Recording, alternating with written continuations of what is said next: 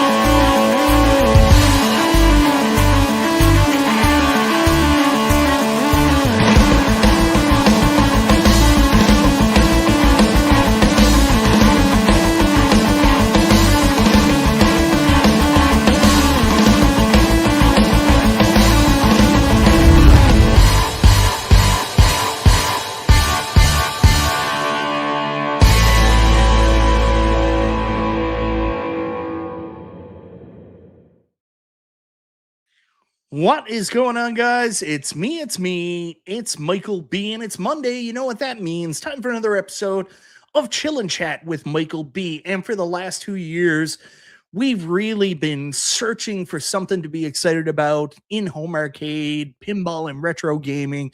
We've really been looking for something, and to be honest, we've been lucky the last couple of weeks, if not the last couple of months. We've got new products coming out that have gripped the excitement and enthusiasm of home arcade fans right through the community. Whether it's one product or the other, there's something for people to be excited about. And the great news is there's lots more coming in 2026, whether it be home arcade, whether it be home pinball, real pinball, or even if you like console gaming, because we've got new modern day consoles, new games, and even new retro consoles. There's lots of stuff for us to talk about, be interested in, pick up and buy and play. The only problem is, holy shit, are we going to be able to afford everything? So we're going to talk about all the stuff coming out tonight, how some of this stuff is going to be interesting, and some of this stuff may change our perceptions on how we view gaming in the future.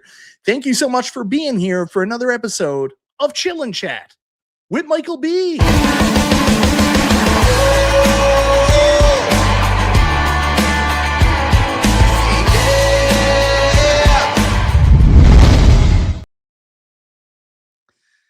All right, guys, let me bring on our guests. We've got a full assortment of people tonight. Like lately, you've noticed I brought on a lot of people from Arcades Anonymous, or I brought on some friends. I wanted to bring on a lot of different people from a lot of different shows, and people I wanted to connect and hopefully force them to all do a show together at one time on another channel. And they know what I'm talking about there behind the scenes. But first up, I want to bring in Bill's Retro Gaming Show. I don't know if you guys know this, but Bill has a show now. Not on Wednesdays, but on Tuesdays. Bill, how you doing? Good. Thank you for inviting me. Glad to be here. We've also got James Hates Everything, who in fact doesn't hate everything. He likes some things. James, how are you tonight? I'm doing excellent. Glad to be here. Thanks for having me. And I heard you've got a review coming out tomorrow. I do. Allegedly, it is the greatest review of the Wonderland pinball machine ever. Oh, I don't know about that.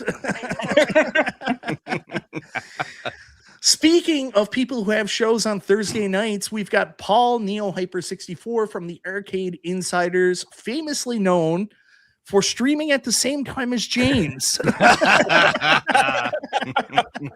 Every dang Thursday. You guys just go too long. I know. I can't get anybody to shut up, me included. And last but not least, a man that needs no introduction. That's because he's on every single YouTube show every night of the week. Ladies and gentlemen, that's also probably the reason he can't open any of his pre-orders.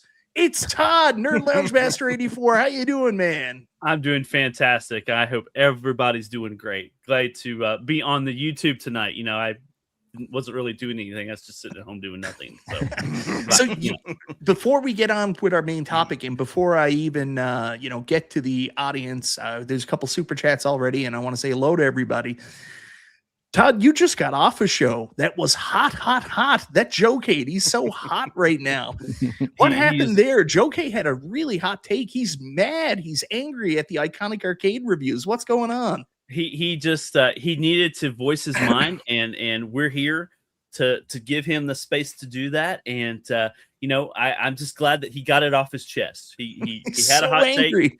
He needed to let it out, and he let it out. So there you go. That's all I could say to it. I mean, in all honesty. Big heel turn. He even turned on his boy Danny. I didn't see that coming. Well, that was good, Todd. Very diplomatic. Thank you. Love you, Joe. I'm sure you're watching, buddy. Joe, nobody should be angry at Joe. He made some fair points there. It's hard to hear everybody say something's perfect because nothing's perfect. And one of the things I've said, you know, all my coverage that I've done since I've got my Iconic Arcade is there really needs to be an asterisk by it because it's still a product in progress. A lot like when games come out now, there's still updates. Like you look at, this is going to totally look like me trying to placate the product or whatever people want to say about it. But you look at a game like Cyberpunk 2077. When that game first came out, hot garbage. It was not good. But after years and a bunch of updates, it turned out to be a wonderful game. So I don't think Iconic Arcade is hot garbage, but it's certainly missing some things right now that I think it's fair to call into question. Like, where's the online? Where are the, you know, why doesn't every game have the same features? So that stuff is totally fair and should be covered in any review done. There should be that asterisk to say this is a, you know, product in progress and not the final version. So I'll just put that disclaimer out there, and I will tell you openly, I don't know what Joe K was talking about because I haven't watched anybody's review except for Moats because I don't want it to impact my review. And I do the same thing every time I'm going to get a product. I don't watch anybody else's review because I don't want their opinion to get in my head and then impact my opinion of what I think of the product. Does that make sense? Yeah. Sure. For sure. I know I'm not going to give it a 10 now. Joe Kate will come over and break my kneecaps. 9.5. You should be good. 9.91. So anyways, I want to say hello to a couple people here in the chat. I know Danzy dropped in much earlier. Thank you for all you do, Michael B. Dropping the $2 super chat. Thank you very much, Danzy. And we've got another big one right here from Mark Gainey. Thank you so much, Mark, for your Double Dragon fun. Thanks for all the content and coverage recently, Mikey B. You didn't have to do that, Mark Gainey. I actually, where I get a review cab for the Iconic Street Fighter, my Iconic Double Dragon fund is all paid up. So I'll put my order in July, it seems like, when they're going to go live. Paul, I don't know if you know anything about that yet, but I heard that was the target. Not officially. I wouldn't be surprised if an announcement comes much sooner than that, maybe in a week or two. We'll see. Interesting. And Mark, thank you very much for your super chat. And because it's about Iconic, there's only one way we can celebrate.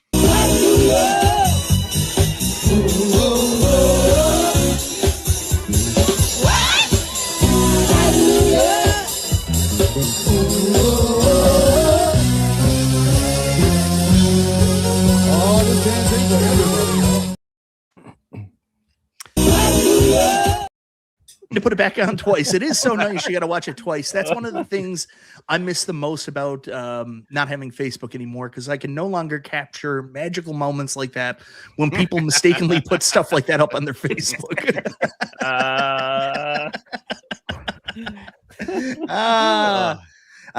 Hey, there's Iconic Arcade. Ike, how you doing, brother? Thank you so much for being here tonight. I got to take that one down. I also want to I'll remember to turn down the volume one day for Michael's intro. So we're goofy. Also, really quickly, we want to bring something up that, something that I'm not, happy about. And I want to bring attention to, I got to make sure I find her. Also, huge thank you to Jason Little Alien, gifted 20 Michael B. the Game Genie memberships, now with new tiers and more gifts. So more is coming up. All right, so I want to bring to everybody's attention Amiga Cami. So I don't know if you guys know the story, but Amiga Cami recently had something pretty friggin' awful happening. Like if you've been following any of the Wonderland Amusements coverage, everybody knows Amiga Cami is a huge pinball fanatic, and she was so excited that she put her Kickstarter in. She got like the top edition for the Wonderland Amusements, Alice Goes to Wonderland Kickstarter. And where she is in, I can't remember exactly, Cami, if New Zealand. New Zealand. Yeah, it's something like I think she's in the same area my buddy Electric Adventures in. Like, isn't it Tasmania or something like that? Maybe I'm crazy, but it's over in that area anyways. Where she's over there, she couldn't get it shipped directly, so it was supposed to go to somebody in the U.S.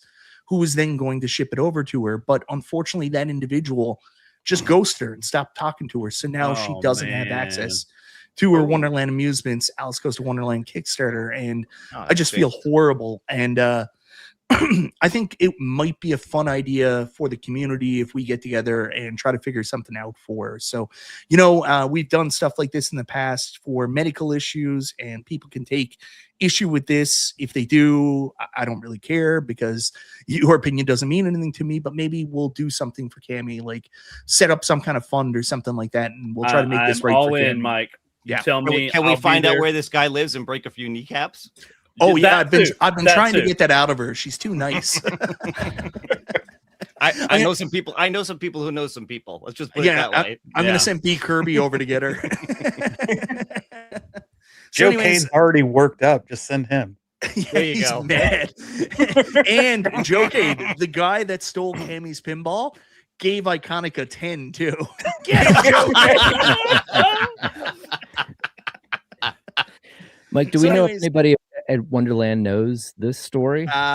Anybody else? Not 100% sure, but maybe you could tell Kevin, and I'll reach out to Peter and just let him know, and we'll see if there's anything we can do on our end first.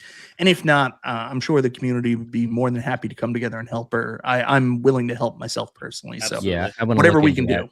Yeah, let me touch base with a couple folks, and you and I can connect on the back end there, Mike, and see if we can help them out. Cami, we're going to see if we can make this right for you. Worst case scenario, we'll get you a box A and a swimming pool. It'll only be the second time that's happened. We could ship that to her too. So,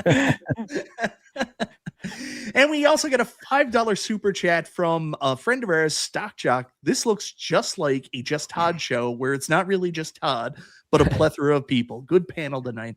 Thank you so much, Stock Jock. One of my favorite people in YouTube. You're all right, man. They've got a new show coming up too. Arcades Anonymous have split in half. We've now got the light side and the dark side. Obviously, Todd's part of the dark side, but the light side is coming with a show an hour early, and it's going to be called the Wrecking Crew, right? Arcades Anonymous, That's right. The Wrecking Crew. Yep. I'm going to try to get all those guys on and do a show with them to try to, send out the bat signal and say new AA show. They don't need it, but I'll do whatever I can, Plus, I've always wanted to be on camera with Multicade Matt. He makes me happy. yes. He makes everybody happy. He makes everybody happy. He's a good dude. We got another $5 super chat here from Pinball Midlife Crisis. Great lineup tonight, Mike. Some of the good guys in Home Arcade. What's up, everyone? Thank you so much, Pinball Midlife Crisis. Greatly appreciated, my man. And also, B Kirby gifted 20 Michael B. the Game Genie memberships. Thank you so much, B Kirby. We also may need you to help out with an individual that may or may not have stole a pinball machine. Same guy who asked you to go pick up a Legends Ultimate Arcade. We'll find that out. Oh no. We also asked Chaotic BPR if he could be here tonight, but unfortunately he had to turn us down. Apparently he had to do 9 straight hours of 3D model printing. So And that was just one print. So I apologize, everybody. We're a little bit far in. I've got too many guests, so I won't be doing the regular shout outs, but I see you in the chat.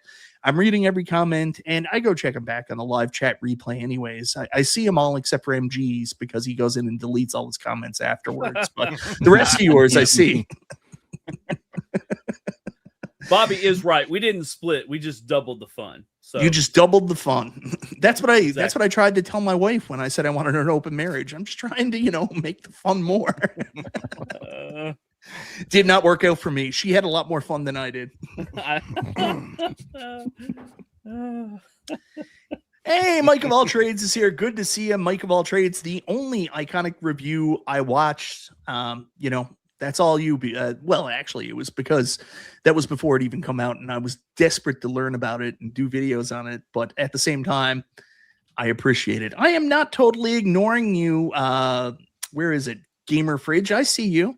You're recognized.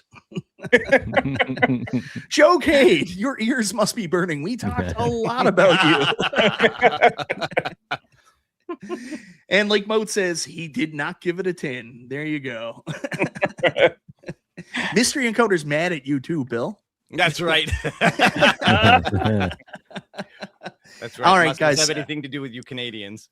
So, we've been in this space for a couple of years now where it's really been like a long time between stuff coming out. So much so that we end up talking about same topic week over week because that's what we're used to doing because, there hasn't been a lot of movement in home arcade, pinball, this whole home arcade hobby.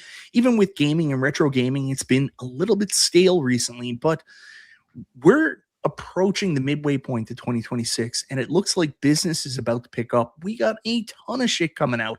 I'm looking at the things I'm interested in and I'm fascinated by all the stuff I want to buy, and I'm also saying, why did I spend all my money on a pinball machine at the beginning of the year and not think this out? Pinball midlife crisis.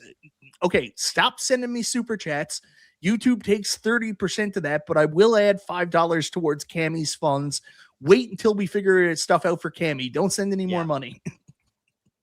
Thank you, though, at the same time. But we got a ton of stuff coming out, and I know most people want to talk about home arcade, but there's other stuff to talk about, too. So I'm going to start slow, and people may get irritated, but we'll get to home arcade. Trust me, and there's a lot to be excited about. Want to start out with something that's relatively new, home pinball. And the concept of people getting into pinball. I've noticed more and more people in the home arcade space, people that I knew watched for years, loved home arcade, all of a sudden decided that they were going to shift their focus and start buying real pinball machines and really got interested in the idea of real pinball. So I have created a new subculture. Instead of just calling it home arcade, I'm going to call it home pinball. So this includes everything from Wonderland Amusements, who are really the only home pinball company now, to Stern Pinball, who have a home edition pinball.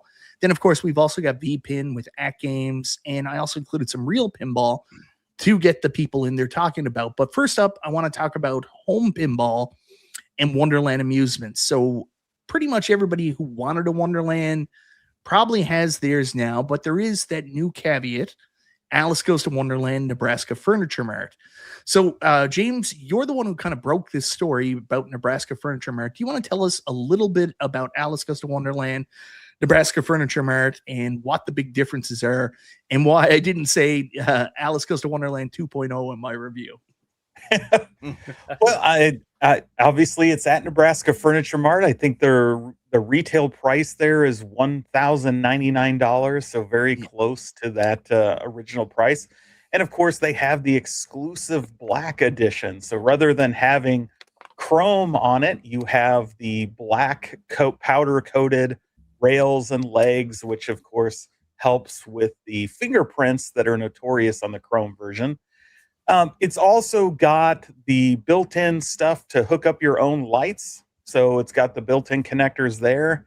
And honestly, the one I saw, I would swear the lights are a little brighter than the original version. So they do light up a little more, especially in the back. They're quite a bit brighter than on the one I have, which is the original. So you're telling me cool. I missed things in my review.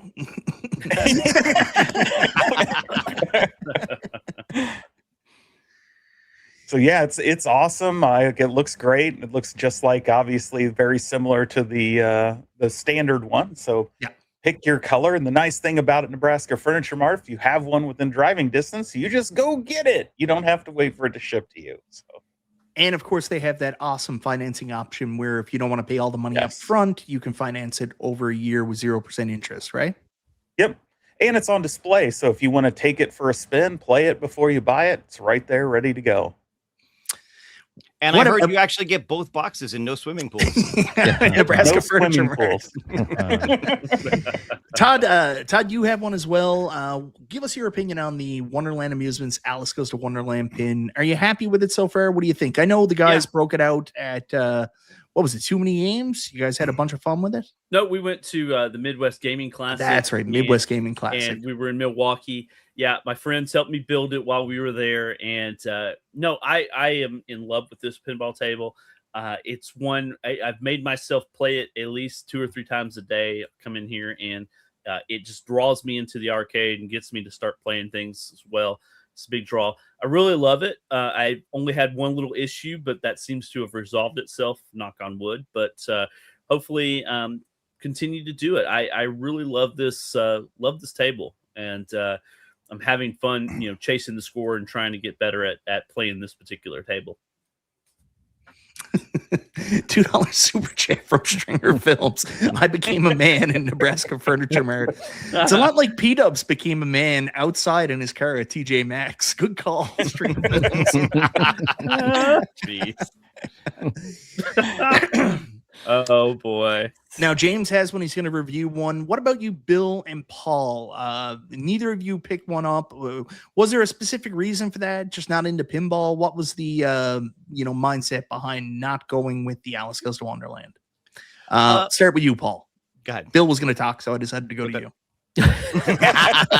That's fair. Makes sense. Yeah.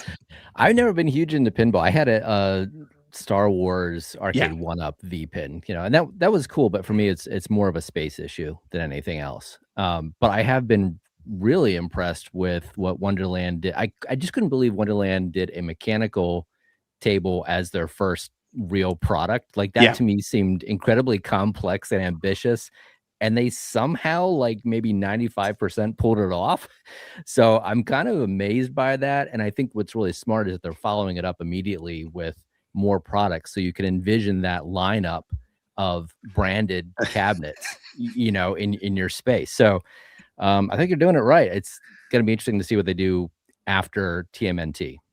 Yeah, I agree. Well, we're going to get to that in just a minute. Jason Little Alien responding to Stringer Films. That was you? Thanks for the $2 super chat, Jason. Oh my God. Bill, what about you, man? So similar. I mean, I am very much into pinball. I like pinball a lot. When it came to Wonderland, I really want to see what they were going to do with this first one. Alice in Wonderland wasn't a theme that I felt I was, I had to pick up. So it was a good opportunity to just see how it was going to play out and then see what was going to be next after that. And I'm really loving what I'm seeing of this one. I think everybody who's gotten it has really enjoyed it. Yeah, it's not perfect. It's obviously got some things that they can build on, hopefully, for the next one. But I'm already saving my pennies for TMNT because that is a theme that I think is awesome and one that I would for sure like to pick up. So it's definitely on my radar this year. Another $2 super chat from Stringer Films. Got a Stringer deal on that floor model futon. I sense a theme this show. And Pinball Midlife Crisis gifted 5 Michael B. the Game Genie memberships. Thank you so much, Pinball Midlife Crisis. So, I love the Wonderland. I was very skeptical about what they were doing. And I also asked the question, do I really want this where I already have, at the time I had 2 commercial pinball machines, and then I saw the reviews and the FOMO came on me hard. I was like, I really have to know what this is like. I'm seeing so many positive things. I got to try it. I was lucky enough. Peter was willing to send out a review unit. I got mine a lot later than everybody else's, but what they did, and all the crap I gave Jerry about his hubris, thinking that even though he's not, somebody that's raised in the annals of pinball creation, I was like, oh man, you should really, check with somebody, get somebody on board that's a designer. I really feel like he did such a good job. Like, I know not everybody loves the layout. I think it's just super fun. There's some minor things that you can improve on with the layout, like with the ramps. The ramps are a little bit tight. Maybe if you open those up a little bit at the bottom to make it easy for the ball to get up, and then putting a spinner on a ramp is a bit questionable, but has been done in the past. But other than that, like, it's just so much fun to play. Very satisfying shots. Couple downsides about it, like obviously the plexiglass playfield is a good idea, but it's going to be a challenge to keep from bubbles and stuff coming up, and the lighting at the bottom around the flippers, that is a bit of a shitty thing too. But for a first attempt at doing mechanical pinball, like, wow, they did an amazing job. They put out a very fun product, and I'm really excited for their second offering, TMNT, which brings me to my next point. TMNT pre-order, and this is another thing that surprised me. I mean, I keep saying Jerry, but Peter came out and talked about the pre-order. It was supposed to be late April, early May. We're kind of waiting on that, and it's probably delayed because of licensor approval. And it's probably a good idea to get some kind of image of the playfield or something out before you do that pre-order. But they're planning the pre-order pretty much around this time right now. They're willing to do $7.99 again for everybody that gets that code, everybody that signed up for it. And they're hoping to have this out by December. So it looks like we may get 2 Wonderland Amusements pinballs in our hands before the end of the year. What do you think of that, Nerd Lounge Master? Oh, 100%, 152%. Take my money. Send me box B. I'm all over it. I want it. I want it. I want it. Does that cover enough? Yeah, that covers enough, Todd. Hopefully you won't be lucky backer number 13 this time. Well, let's see. Let's hope. We can only hope. Paul, I'm guessing it's the same thing with you. Like, not a big pinball guy, limited space. TMNT probably isn't going to be on your radar this time either, right? No, but I do find it interesting how they talked about, Jerry in particular talked about filling out your home game room space with different products. So again, I'm interested in seeing what comes after this. Is it, we saw like the bubble hockey idea. Is it more of that kind of mix, or is it more pinball, or what's it going to be?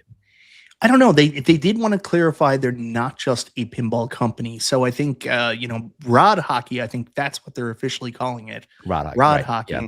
Yeah. And like, we've seen Shuffle Golf show up in like one of the promotional pictures. Maybe that'll take a run around. I still hope they do some kind of digital dart game for P-Dubs. I know he wants it real bad. He's been talking about it for years. So yeah, there's lots of opportunity to do that stuff. And we've kind of, given Arcade1Up kudos for doing like off the wall stuff sometimes. Like, Claw Machine was a big hit. So if they come out with stuff like that, could be, just as successful. And I don't think Arcade1Up's going to focus on that stuff right now. I'm not saying they're not going to do more claw machines, but I think their focus right now is on rolling out their home arcade line. So products that, Wonderland might be looking at, I don't think is in Arcade1Up's direct line of thinking right now anyway. So it might be a good fit. I mean, I think they're very keen on noticing what's happening in the space, and I do think they've probably noticed that there's success that's been had with this. Now, I don't have any idea what they would or wouldn't do with that. Maybe nothing for years, but I think if it continues to be successful, they'd probably look at like, hey, where's an opportunity for us? So you never know. Well, Todd is a big advocate of the Casino-cade. Maybe we'll see the Casino-cade return. Yes, 12-inch screen. More games. Let's make it happen. Yeah, I think that idea could be revisited and maybe done a little bit better. But I don't know. Yeah, that's a conversation for another day. What about you, James? Anything on TMNT? Is this something you're interested in? I know you're a pretty big fan of Alice. Yeah, so I love the Alice and I love TMNT. So this is right up my alley, but I really want to see the playfield. Because, what we've seen of some of the leaked prototypes, some of the official images sent out, like, looks like some things like pop bumpers are missing and stuff. So I really want to see what the final one looks like. But down the road, the thing we need that I hope they do is a token, a coin pusher. We need a home arcade coin pusher. my mom is a nut for those coin pusher videos, and like she does motion. She was like, I was watching the coin pushers. Whoosh. Oh, they're not Konami Stringer Films. Get out of here with that. $2 super chat. Arcade1Up just announced the 3/4 scale pachinko. That's a Konami move. Yeah, we got Octoman says virtual pinball with multiple tables or a single dedicated physical pinball like TMNT. Yeah, that's an interesting question. I think it all depends on the individual. There's no right or wrong answer. Like I can't remember who it was made a comment on my Alice Goes to Wonderland review. I'd have to go back and look now, but his name is escaping me at the time. But he said, I have access to go to real arcades and play pinball machines. So while I think this is cool, I'm happy just having my At Games Legends Ultimate with like 170, games I can play and change between. So it all depends on what you're interested in. But if you want that taste of real pinball, real commercial pinball, honestly, Wonderland gets you there. Like all the physics are right. And the feel, people complaining about no pop bumpers. Normally I'd be like, you don't need a pop bumper to have a great game. But the pop bumpers and the slings are like the really, really well done things that make it special. So I'm in agreement. We need pop bumpers. Cammy says there's already one home arcade coin pusher from Arcadro. Okay, nice. I believe that one, though, is pretty pricey. That's why I don't. Yeah. Mm-hmm. We need something cheap that people will expect to have the same quality as a real coin pusher. Absolutely. Exactly. For sure. I want one made out of paper and plexiglass that costs like under $500. So, Bill, anything else you want to add on TMNT? I think you said this earlier. This is one you're looking at getting because the theme is more aligned with something you're interested in, right? Absolutely. Yeah. That's pretty much it. It looks good. Same thing. I am curious to see, the final design, the play field and everything like that. But it's definitely something I'm keeping an eye on. All right. So their next theme after TMNT, it looks like they're going back to the world of public domain. I think is Wizard of Oz public domain now. Yes, pretty sure. So they kind of leaked that on the Cornercade show a couple of weeks ago, where not Peter but the other guy that was with him, and I can't remember his name off the top of my head. James, do you remember his name? Yeah, it was Gary Monaco. Gary Monaco, yes, Gary, nice guy. I met him in person in Chicago. He kind of leaked out Oz after TMNT. Everything is Oz, so it looks like Wizard of Oz next. What do you think of that as a theme? Obviously, it's already a pinball theme that's done very well. Jersey Jack did it with their first machine. I believe it was their first machine, or Dialed In was their first machine. Wizard of Oz was close after. That one was done very well because it used actual movie assets. With this, I don't think it'll be movie assets. I think it'll be more along the lines of what they did with Alice. Anybody can jump in. I am not a big Wizard of Oz fan, but I kind of envision myself of having a room full of these Wonderland machines. And it's not out of question for me to do that.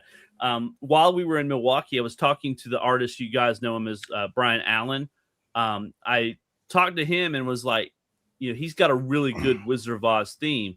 And he did talk to Wonderland, not necessarily about Wizard of Oz, but about doing art for their projects. So I think that, if an artist comes in with the Wizard of Oz that's like Brian Allen or Brian Allen himself, I definitely think it would be a cool looking kind of modern take on the Wizard of Oz. So would I order it? You guys are probably going to say I'm already going to order it, but I'm interested in it. I would want to see the table. I'd want to see some of the things, a little bit closer as well. But I may be in on the Wizard of Oz as well. Yeah, I can really see people doing the same thing that people did with like the Arcade1Ups initially, like just having a wall back there, a row of Wonderland Amusements pinballs and going from one to one, having full rooms of them. We'll see if that actually happens. Paul, anything you want to add on Wizard of Oz? Well, something that I shouldn't say it occurred to me because it actually was an idea from Damien Retro Day. couple weeks or months ago when he was on our show, he I'm gonna out him. Damien Coletti. There you go. Yep. You've been outed. He brought up the idea of more adult themed tables, and I don't mean adult like adult movies. I mean like horror type characters. Yes, I agree because with that, there are a lot in the public domain because of just their age. So think about like Frankenstein's monster, Dracula, Jekyll and Hyde. Those could make for some really cool themed tables, and I'm surprised they haven't explored that because it seems like there's just a lot of opportunity there. So maybe it's a family-friendly thing. I don't know. Yeah, I was going to say that. You reach the question of who's your target audience with this, Right. and it's hard because even though we're men of a certain vintage, most of the people that they're planning these for are really family type audiences. Because it's the toy. These are toy people that are doing all these things. We forget that sometimes, right? So doing something like I suggested, like Night of the Living Dead is in the public domain, has been forever. It'd be an amazing pinball machine, but is Wonderland really the right brand to do it? I don't know. Yeah, but with Universal Monsters, you can give it that kind of cartoony Ghostbusters vibe. Yeah, true. And it kind of spreads across the... Well, and Alice wasn't exactly, I mean, when you really look at some of the character art, it wasn't super like Winnie the Pooh. It was kind of like dark Winnie the Pooh, it was like... Yeah, well, the original Alice, like if you dig deep into it, like that's a tale all about drug use. Right. So it doesn't seem like they're that far. Just like maybe lean into that a little bit and see where it goes. No, their conscience P-dubs will come out and be like, oh, Dorothy doesn't look cool enough. She looks sad, like she's, upset. You gotta make her nicer. Yeah. They got weapons on the side of the TMNT, so they're a step above the competition, at least when it comes to preach it, James. Preach it. There you go. Point. Yep, true. And I threw up rod hockey, but that's more of we already kind of addressed that with the other things they could be doing. I still think, me personally, I think that where this is selling for like $7.99, $8.99, or whatever it is, I think they want to try to make this look as premium as possible. And like the open layout on the bottom where the table is all open underneath, unless they can justify that for quick storage or something like that, I'd say make it a solid base. Nobody's going to look at that with an open base and say, this is a $800 product. Maybe I'm crazy. What do you think of that? I think price is going to matter a lot. Oh, yeah. All right. Moving on. Speaking of pricey, Stern Pinball. And this is one of the reasons I wanted to have you here, Todd, because I know you've been dabbling with the idea of getting a real Stern Pinball. And the hot one on everybody's lips recently, our buddy Cool Toy actually just got a new unbox, which, he swore you never do, but Pokemon is Pokemon. So Cool Toy picked up a new unboxed Pokemon Pinball.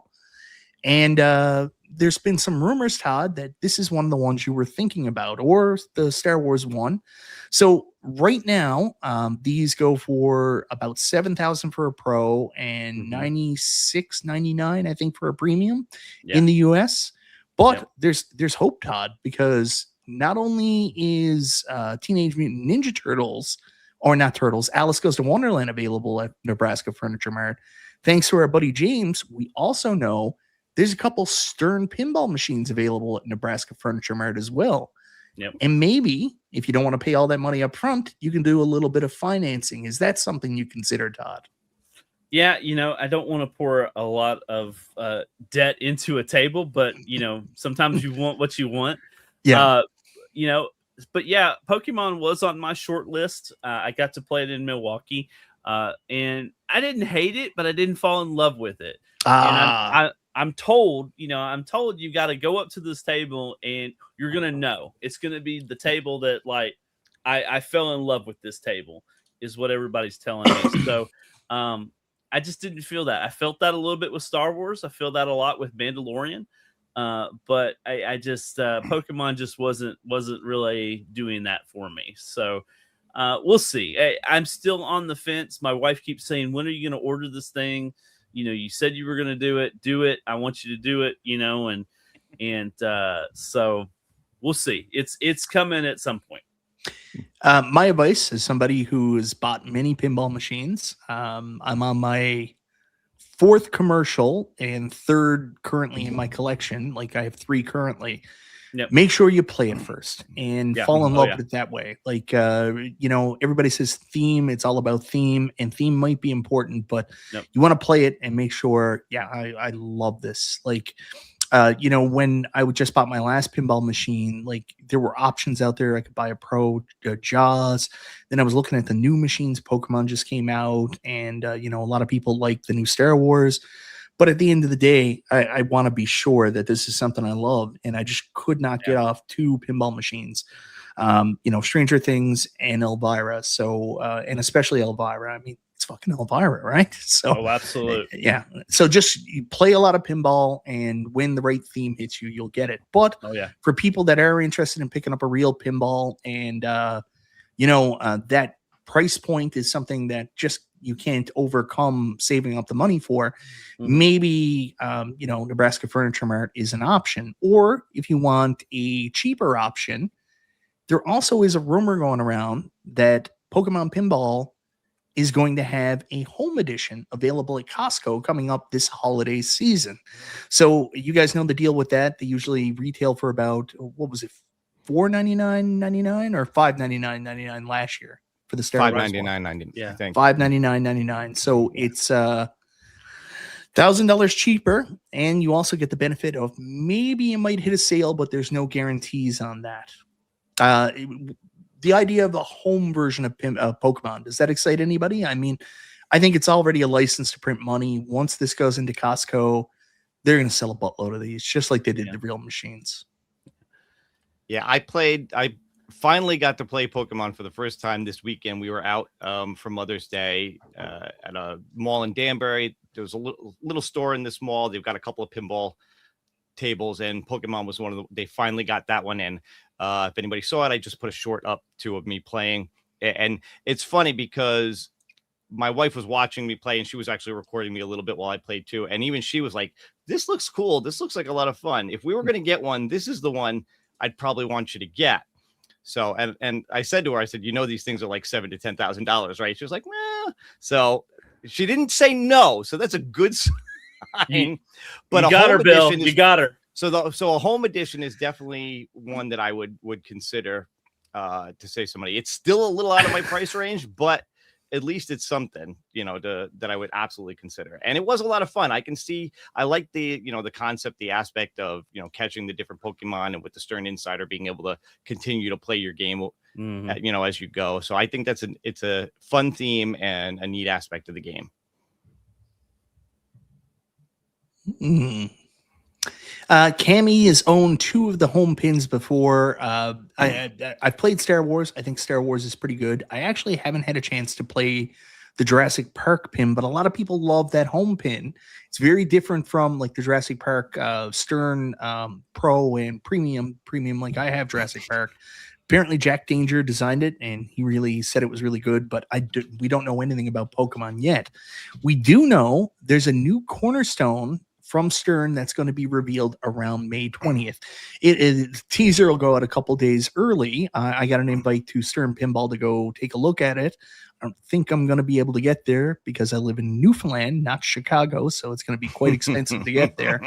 But the rumor online is this new cornerstone game from Stern coming out is going to be Transformers, and not just Transformers, the Transformers we all know and love, Generation 1. What do you guys think about that?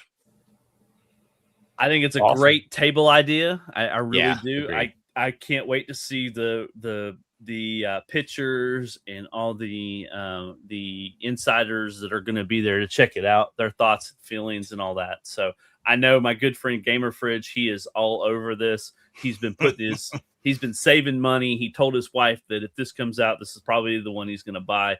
So I hope that this is what it is, but I don't know if I would be sold on this one as a launch one, but we'll see. I mean, this may be, everybody keeps telling me to wait and see what the big reveal is going to be, and then make a decision at that point. So that's kind of where I'm at right now. Now, see, Cam, if they do that, honestly, that Transformers the movie soundtrack is one of the best soundtracks of all time. If they have like Dare and they have You Got the Touch, I forget the actual name of the song. But if that's on the pinball machine for like multi-ball and stuff, holy shit, this is an opportunity to be the coolest shit in the entire world. Yes, thank you, Jason. Stan Bush music.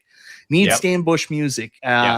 So this is one that I'm done with 3 Stern pinball machines. I just can't justify spending any more money on pinball unless I magically win the lottery. But what my plan was to get like a base of 3 and then move something out. So this may be what finally gets me to consider eventually moving out Jurassic Park in to bring something new in. But we'll see. My wife has started to get really interested in pinball lately. Ever since I brought home Elvira, she won't let me actually take it down in the basement to my arcade. She wants it to stay up in the main room, and she plays it. And then she's like, it'd be interesting to bring, one of those other ones up from time to time, and then you could switch them out. Yes, just carry them up and down. Oh, man. I love this comment from Mystery Encoder. You guys stream too much. Fat Hog isn't testing my jank SD cards because of Oh, Stanzy B, I'm so jealous of you. I never planned on getting Elvira. My plan was once I got my tax return, I didn't think my tax return would be as good as it was. I was going to try to get like a deal on the Costco Home Star Wars pinball, but they only had 2, a floor model and 1 in a box here at my location. And I missed the sale. It came before my tax return arrived, and they sold the in-box model for $5,000. And then my buddy Mike Walsh bought the floor model, but he didn't buy it directly from Costco. They sold it to another company called TNT, which isn't Todd Tucky TNT Amusements. It's a local company called TNT. So I can't remember how much he got it for, but I think he got it for like $4,000 Canadian or something like that. Wow. Like, lucky bastard. And that's when plans changed. And luckily Elvira became available. So awesome sauce. So did you hear the rumor of the big feature of the limited edition Transformers? Is it going to transform? It's going to transform into a giant robot.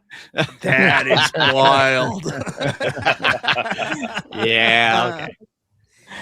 Okay. All right. So I almost questioned whether or not to actually bring this up, but we do have to talk about VPin news. And now, and for the longest while, the only real game in town when it comes to virtual pinball in terms of a big machine we use is At Games. And there isn't a lot of news right now. Obviously, we've been covering a lot the messy breakup between Zen Studios and At Games. But the big news right now for At Games, outside of, some virtual pinball games based on America Moments and Dinosaur Dynasty 3 being delayed, is that they've got 2 new 4KP models coming out this year. They've also got, Sea of Thieves coming back. But the big news is they're doing a TMNT 4KP, just like the HDP they did earlier. They're also coming out with a Space Invaders themed At Games Legends Pinball 4KP. What do you guys as a panel think about this? Do you think it's good news that there's more 4KPs becoming available? What do you think of the art packages? Let me know. We'll start with you, Bill. Yeah, I mean, I certainly don't see why not. We were supposed to get so many different themes when they first announced, and obviously a lot of those were supposed to be Zen themed. At least we think they were. Yeah. When Addams Family first came out, and look, even though we all know, it's the same machine, it's going to play the same thing as anything else out there. Just like we kind of said with iArcade for a while there, when they stopped producing new machines, it's like, well, what's going on here? Is this a problem for them? And it turned out to be. The fact that they haven't been producing new models and new themes didn't look good. So for them coming out with new models and new themes for it, I think, it is a good look for them. What about you, Nerd Lounge Master? I do like At Games. I know some people have issue with them, but I think it's positive that they came out with some new 4KP models, new skins. Hopefully that means that they have still enough money in the bank to keep on rolling down the road. I feel like it's kind of a like really saying, you know, the people that have the HD or the HPPP, or, you know, you guys are just you know, y'all are second class citizens. We're focusing on the 4KP people. And I know that they've done some things. They've changed some packs. They've done all this cool stuff to try to make it more streamlined and whatnot. But really to kind of abandon a line or act like you're abandoning a line. I don't want to say they are, because there's just no confirmation on that. But I'm glad to see that they are doing something. They seem to be still rolling out products. Some products maybe just going away that we just don't hear about. But I think it's a bold move, and I think it's going to pay off maybe in the long haul. So we'll see. Orion Dream says we are all equal now. Yes, pinball socialism. Good job. Paul, anything you want to add to that? Well, I'm a little bit surprised, only because we learn a few weeks ago, I don't know if it was a announcement they made somewhere or whatever, that the 4KP was just a fractional part of their entire user base, like very, very small. Weird. Yeah. 10% of overall sales. Yeah. So I find it interesting. Are they trying to kind of like just, you know, go for a bigger, you know, one bigger share of their audience to be this unit? Or is it because they're feeling competitive pressures from things like Wonderland, which are price-wise an interesting alternative, obviously not VPin, but if you're looking for that authentic quote unquote experience, it's a good way to get it at that price. So I'm curious what the business strategy is. Is it, you know, because of competition? Is it because they were trying to increase that user base? Something else? I don't know. I don't have the answer for you. My hope is the reason why they're coming out with new models is because Sam's Club said, "Hey, we'll buy some from you." So probably that's actually the real reason. What can they sell to the box stores? Yeah. Me personally, James. I'm sorry, James. Go ahead. Anything you want to add there? Well, I mean, I'm not going to talk too much about these 4KPs, and you know, we've talked about it like at length about how many announcements they made over the last couple of weeks. God, so much. My goodness. Yeah. Well, one that got missed that nobody's talking about, which is probably the biggest announcement of them all, is that they promised 75% more flippers in all future tables. So. I don't think that's real. I don't think that's real. Wow. It's they stop working that disappoints me. Oh, 4K, that's bad news. And Garage Gamer says some people have no access to BJ's. Apparently, I'm going to be blown away by your review of the iconic arcade, because you're going to say that the Big Blue did it better.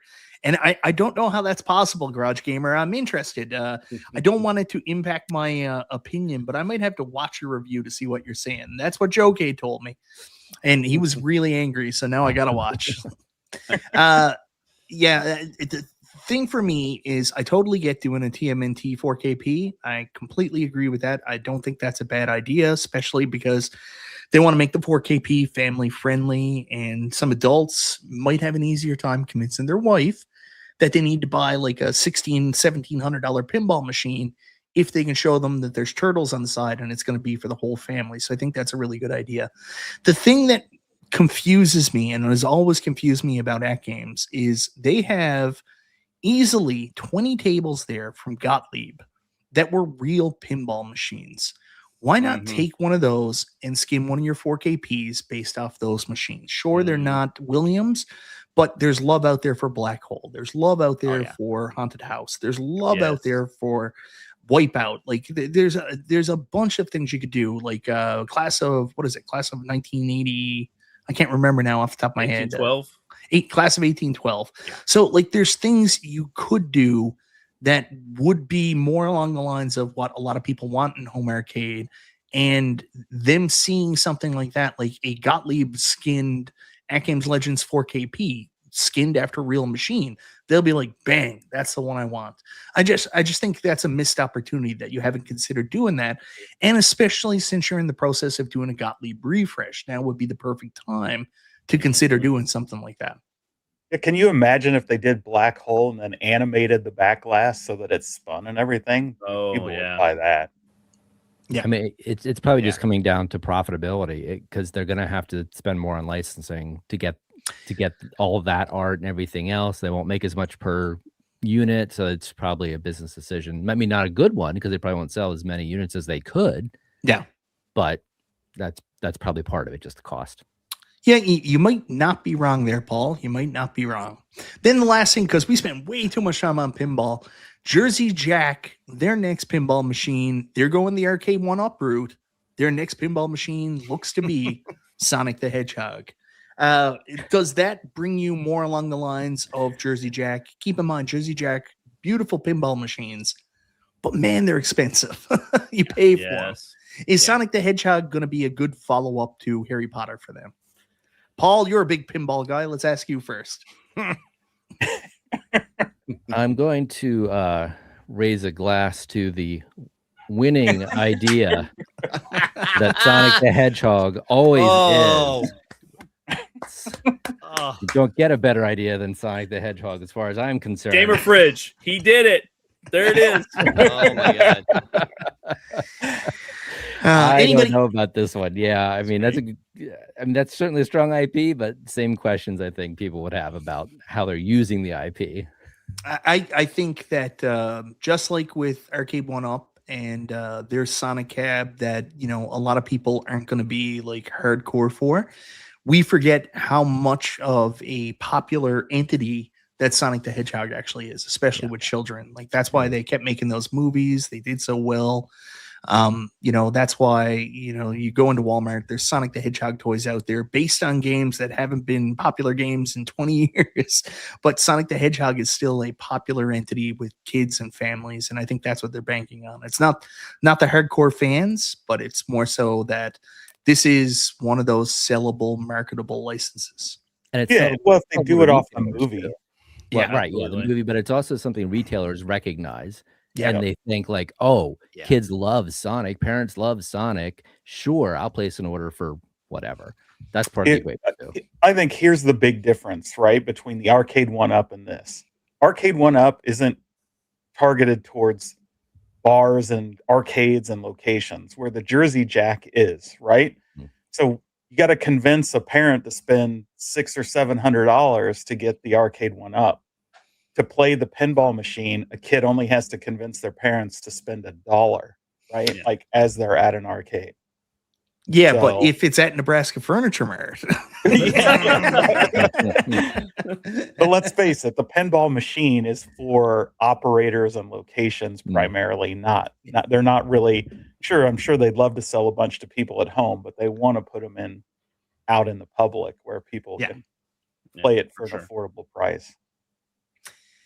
All right, pinball's over. Now we'll go into the even longer slide. No, we're going to go fast on this. So the thing is, when I really got into home arcade, it was kind of a weird down period for console gaming at the time. Like I just wasn't super interested because we were at the end of the PlayStation 4 and Xbox. Oh geez, what was it called? Xbox One life cycle. Nintendo had the Switch out, but it was in like year 3, I think it was, or something like that. So we weren't getting super exciting titles. There wasn't a lot happening. Of course, a little bit later on, we got the new consoles, but even then, the new consoles came out like PlayStation 5 and Xbox One. There were no goddamn games ready for them. So we were in a lull for console gaming. We're not in a lull for console gaming right now. In fact, we got a lot of stuff to be excited about. One of which is Nintendo Switch 2. We've got Star Fox that was just announced. Going to be out later this month. Also coming this month, we've got Forza Horizon 6. And I can't tell you how big of a fan I am of the Forza Horizon games. Absolutely love it.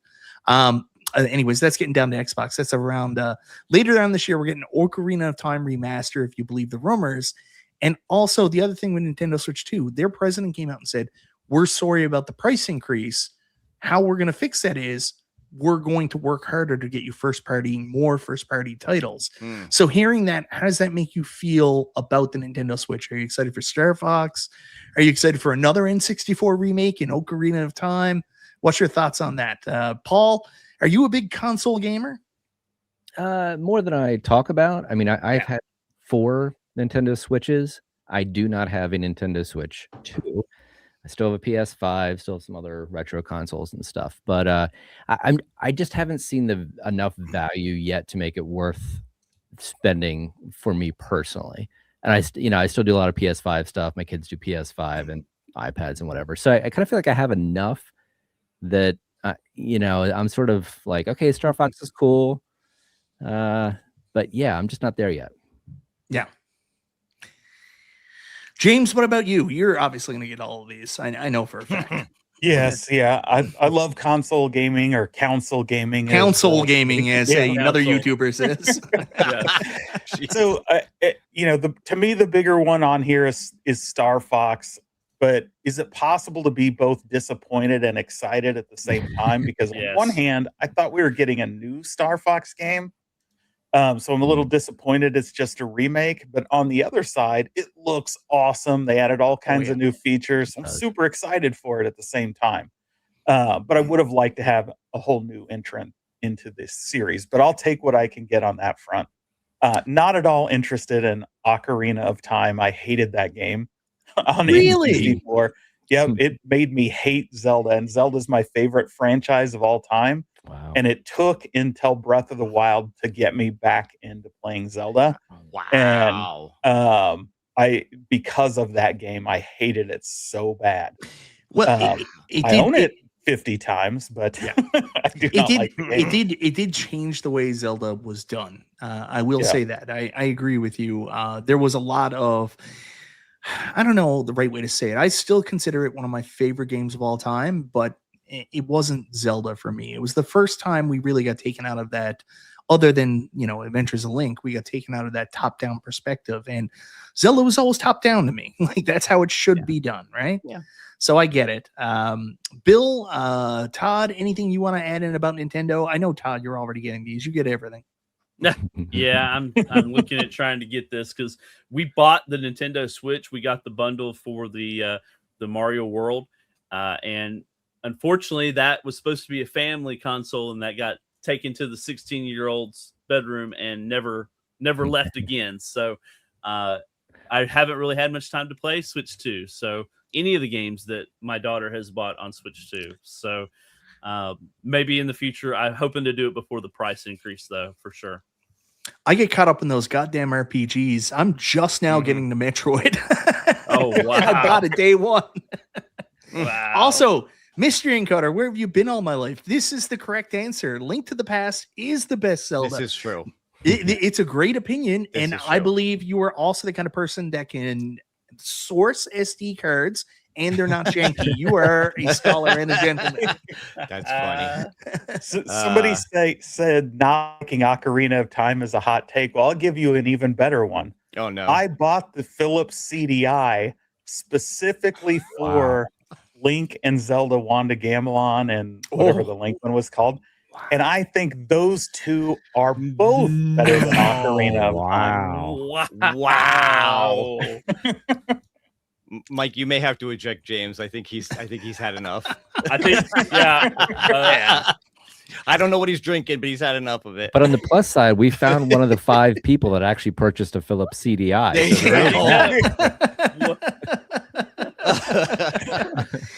All right, so for just real quick for me, no, Bill, I don't have to switch to. Nope.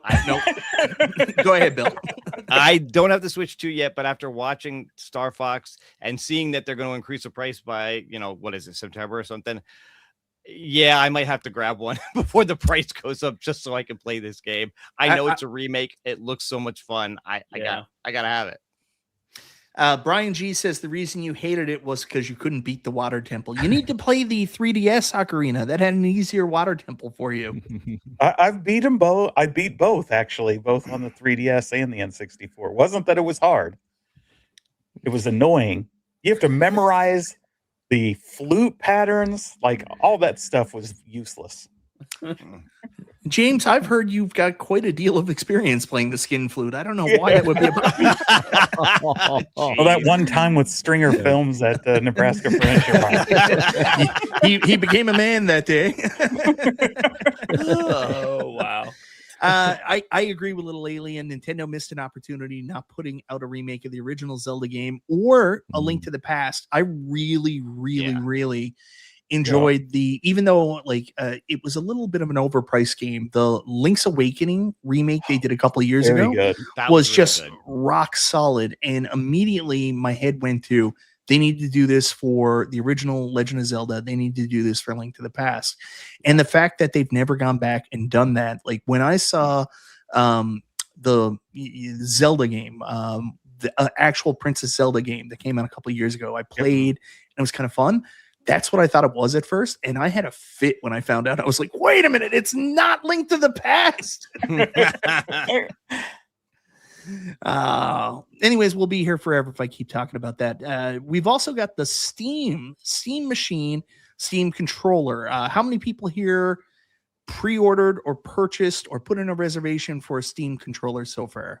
Todd, raise your hand. No. I don't believe you. I promise. I swear I did not. It's sold out pretty quickly, so you had to get in there. Yeah, the Steam Deck controller is fine. Like the Steam Deck, like the controls are fine. It's just, if you have an Xbox controller, why would you ever want anything else? I know it's for the mouse controls and stuff like that, but it's like no matter how much I dick around with Steam, I'm still a console gamer. I'm not I'm not going to ever be a real PC gamer, if you know what I mean. So like those touchpads for mouse controls, like it does nothing for me, right? Yeah. Well, and it's a PC, so I'd rather stick a Wi-Fi or Bluetooth nub in there and use a keyboard and a mouse from the couch for mouse games, right? Than those dumb things. Yep. But the Steam machine itself, this is where it gets interesting, and this is where I'm having a little bit of trouble with it. I want this real bad.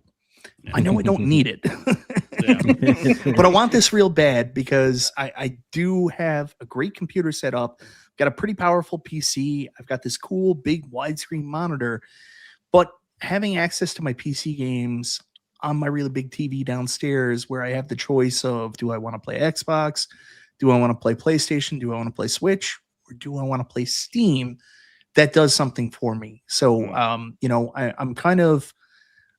I'm a little caught up on the Steam machine because I don't have the details yet of how much it's going to cost or when it's ever going to come out. But that's kind of where I am right now. I want one. It's just, I'm really struggling with it.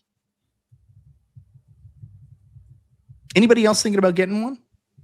I'm probably going to get one unless it's like $1,000. But if it's in that $500 to $600 range, I do want one pretty bad. Yeah, for sure. It's the price. I'm a hardware junkie, and I'd love it if it was like $400 or $500, maybe $600. But at $1,000 plus, that's real PC territory. So for sure. Yeah. And there's other sort of like PC type consoles, if you want to call it that. Like I have an MSI Trident that's like, it's sort of like an Xbox shaped sized thing that can do all this and then some, because you can put a real graphics card in it. So it's sort of like a value question, but I love the idea of it. Yeah. Well, moving on from that, one of the reasons why I'm having problems thinking about the Steam machine is there was a rumor a while back that Xbox next console was also going to play Steam games. So I'm going to jump ahead a little bit and talk about Project Helix. That's what I'm concerned about with this, because if Xbox comes out with, the Xbox Series X1 360 or whatever they're going to call it, that's going to be confusing with their old consoles, and it plays Steam games, am I just recreating what I've purchased with the Steam machine? And that's what I'm nervous about, right? That rumor that the next Xbox, which I'm definitely going to get, is also going to play Steam as well. Is it just going to be a duplication of something I already have? Very possible. Are you going to be able to play first party Xbox games on your Steam machine? I am not. So then you'd need your Xbox, even if it is also a Steam machine. Yeah. There you go. So to me, that makes the Xbox the better value, quote unquote.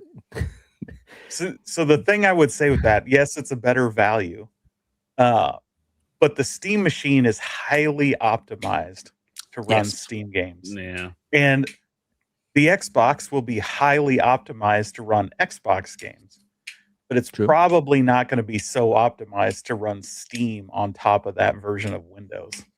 Whereas, Steam runs on Linux and it's highly optimized for that environment. So, Yeah, that's fair. if you're a stickler for performance, I think you're going to get the best performance from the Steam machine for Steam games and probably the best performance for Xbox on that Project Helix. Or if you just got a really banger, PC, you can play all those first-party Xbox games on your PC anyway. What's the next? Well, I guess that'll be the question too. Is the hardware of the Xbox, the next Xbox, and the hardware of the Steam machine on roughly equivalent playing fields? Or the Xbox is going to be more powerful. Okay, right. So then the question of optimization comes in. Is the optimization enough to overcome, let's say, superior hardware? Maybe it's more RAM, maybe it's better graphics process, whatever. That can start to level the playing field a little bit if the hardware is just powerful enough to, but it is still running Windows. So right. Yep. Need a lot more hardware. Yeah, that. Yeah, absolutely. So the Xbox will be Windows, the Steam will be Steam OS. So that's a big difference. Yep. Also, again, with it being just a rumor, we don't know if it's going to be true or not. We also don't know how it's going to run Steam. What if it's all cloud? Yeah. What if it's all streaming for Steam? Yeah. Oh man. I hope terrible. That's not historically how it's been done. Like Xbox had its hands in the was it ROG LIX? Xbox ROG LIX, and that runs directly on the device, and it runs pretty well. So we'll see. And knowing me and knowing the person that I am, I'm just going to get both. I'm just going to get it. Yeah. Even though I know it's probably stupid, I'm going to get both. That's how we do it. Yeah. The big thing for me is Forza Horizon 6. I am like the biggest Forza American in the world. I've played through Forza Horizon 5 3 times. Wow. First when it came out on Xbox, then I bought it for Steam, played through it on Steam. And then when I got my ROG Ally Xbox, I also deleted my previous Forza Horizon 5 save file and then played through it again. I've also played through Forza Horizon 4 twice and Forza Horizon 3 just once. But I love Forza Horizon. So I'm probably going to disappear when this comes out. What is it, May 16th? So you might not see me anymore. So I'm super excited for that. Also, Xbox has been doing some good stuff right now. You look at the community, the way they've been reacting to Xbox. This one, Asha Sherman's been doing, like, change the price of Game Pass, rethinking the value proposition. And now, like, the other consoles have caught up. PS5 increased in price. And, of course, also Nintendo Switch is also increasing in price. Mm-hmm. So now people are forgetting the evil Xbox that raised their price and all about margins and stuff like that. And really, it's like it's going in a renaissance. And the other thing that's really interesting about it, they've got a live coming up in the next week, and apparently they're going to announce something that's going to blow people's minds. So very interested to keep an eye on Xbox in the next little while. I think that they're going to turn things around, and instead of my toasters and Xbox, it's going to be the systems and Xbox, and it's got awesome games. So hopefully it goes in that direction. Anybody here one of these lapsed Xbox fans? I know a lot of guys in Arcades Anonymous, Brian and our buddy the ginger fellow, what was his name? Gallagher Guy 88. Yeah. They decided they were done with Xbox and they were going all in on Steam. So do you think this is the kind of stuff that'll bring them back? I think so. I really do. We talk about it all the time. And I'm one of those guys too. Yeah. I think that I think they found new love for the Xbox, but I don't want to speak for them for 100%, but that's my take on it. So I could come back. I've had almost every Xbox generation except one, and but I've been on PS5 for a couple years, and I'm waiting for Xbox to lure me back. Yeah, I canceled all my Xbox stuff when they raised the price, and this has been by far the worst generation. So like, I had to force myself to buy games because there wasn't a single Xbox game I was interested in.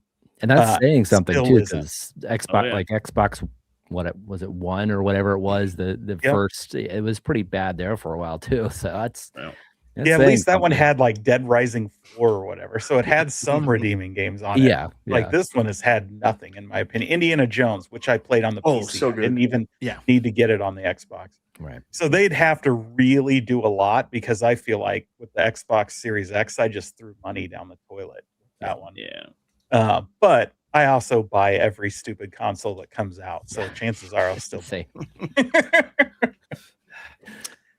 Bill, are you a modern console guy at all, or no? Xbox fan?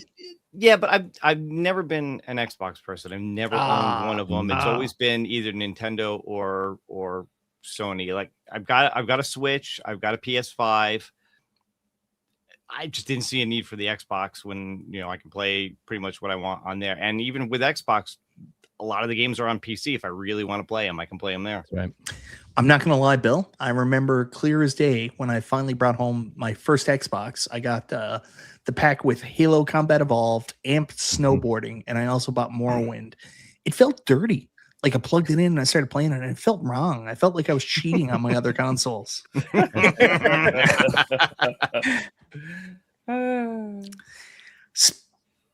Switching gears now, I want to talk a little bit about retro gaming, and probably one of the big surprises this past year has been the Neo Geo and the announcement of the Neo Geo AES Plus. Apparently, it's been outselling the PlayStation 5 since its announcement, which is wild. Are you guys excited for this? Do you like the idea that they're going to be re-releasing the console and doing reprints of the games? Or are you one of these hardcore old collectors who was like, listen, Sonny, I worked my life away to get this Neo Turf Masters. That's my son's college fund. How dare you ruin that for me? No, I'm excited for this. I didn't get into Neo Geo when it came out, and I haven't been an active collector of Neo Geo. And when this came out, it was like, this is all me. It's like they did the marketing and the announcement just for our generation, and I'm all in. So, if you can't tell by my name, I'm a little bit of a Neo Geo fan. Are you, Paul? Just a little, right? A little bit. Now, I was unfortunate. James and I were talking about this a little bit offline the other day, but he had one, I think originally, right, James? You got one when it was actually for sale. I didn't have one until literally decades later when I could get one out of Japan for a lot less money. But then it just increased from there. So I had to have like basically every piece of hardware they ever put out, full size 2-slot MVS. Yeah, I went to the Hyper Neo Geo 64 motherboard that nobody in the world even knows what it is. And it had like 5 games total. So I really went down that rabbit hole, and I've been a huge Neo Geo fan ever since. I love everything about this release. I love how authentic it's going to be. I love that it's not some kind of weird emulation with strange modernizations that nobody asked for, just things that actually make quality of life better. So now I haven't pre-ordered. I just don't know if I want the black or white, because I've owned a black. The white is cool. But yeah, all in 100%. Think it's awesome. Jimmy Jam, you're definitely going to be getting one of these, I assume. This is the dumbest idea ever. I mean, that's why I threw my money at the screen as fast as I could throw it. Like the second I saw this thing, I was all in for the $1,000 one. I've been eating and breathing like this product since it came out. Like all I can find out about it. And I don't know if you guys know how the chips are being made. This thing is like insane, and I think it will revolutionize retro gaming going forward. I actually heard a rumor you might be pretty disappointed by. Apparently, they relied on Mystery Encoder to get the chips, so he's still struggling to figure out how to order them all in bulk. Yeah, so you've heard how they hired the guy who worked heavily on the FPGA for the Mister. So what I understand, what they did is they took that FPGA and printed it directly on the ASICs chip. So rather than like they couldn't get you can't really go back to that original thing, but they took what was done to create that in FPGA and then cranked it out on a chip. So instead of buying super expensive FPGA chips, they're able to create an ASIC chip with all the qualities of the FPGA, but for like pennies on the dollar Nice. compared. Yeah. That's smart. And so if you think about that, all the cores and all the different things that have been done on FPGA already, how quickly you could then crank out new consoles that run all the original stuff. Like it could be a wild future when it comes to retro gaming. Bill, what about you? Any interest in the Neo Geo AES Plus? Yeah, I don't know nothing about what James was just saying, but this thing is cool. No, seriously, when I saw this, I thought kind of the same thing a lot of other people said. This thing looks amazing. I remember this when it came out at $650, which might as well have been $1 million. I know, when you're a kid, right? Yeah. So to get this thing for like, what is it, $250 or something now, and the game's at $80. Yeah, same thing. I have not ordered it yet, but it is. I'm planning on it for sure. I would love to get this. Love to get a couple of games for it for sure. So we'll see, and I'm excited to see what the next 10 are going to be after these first ones come out. Yeah. So I got a hot take on this, and I'm going to tell you about it. I was really frustrated to see this from some people, and I'm going to be honest. I'm not going to name anybody, but it's not, and I've not, like, you got to understand, I don't follow a lot of people, so it's probably not the people you think I'm talking about, but I saw some people online start saying stupid stuff about they were angry about people talking about the Neo Geo AES Plus, angry that people were excited about it because they didn't have a Neo Geo back in the day, or they didn't have the right level of nostalgia. Now, some of these people, again, not the people you think I'm thinking about because I don't follow them, but some people in this camp are also a group of people that are like, we hate gatekeeping, but we're also going to gatekeep this experience because you never had a Neo Geo back in the day. Like, I don't understand it. Like, do you hate seeing people be happy? You know, everybody who's made videos about this has clearly said, I could not afford a Neo Geo back in the day. I could not afford to collect for the Neo Geo later because the games cost $40,000 for Neo Turf Masters. Yeah. So, like, but by the same token, I went to an arcade and saw the MVS multiple times. I played that plenty of times. My college had one in its little, game area that I played. That's where I fell in love with Magician Lord. Yeah. I've played it. I didn't own it, but I've played it, and I have a lot of nostalgia for it because of that. Yeah, and like I every chance that they've come out with some kind of Neo Geo, I've got, like, we're going to talk about the Evercade next, and it's one of the things Evercade's been pushing. We've got Neo Geo too, and they do a great job with emulation, so you can play it that way. But there's something about having the original console, or how does he say it? Council.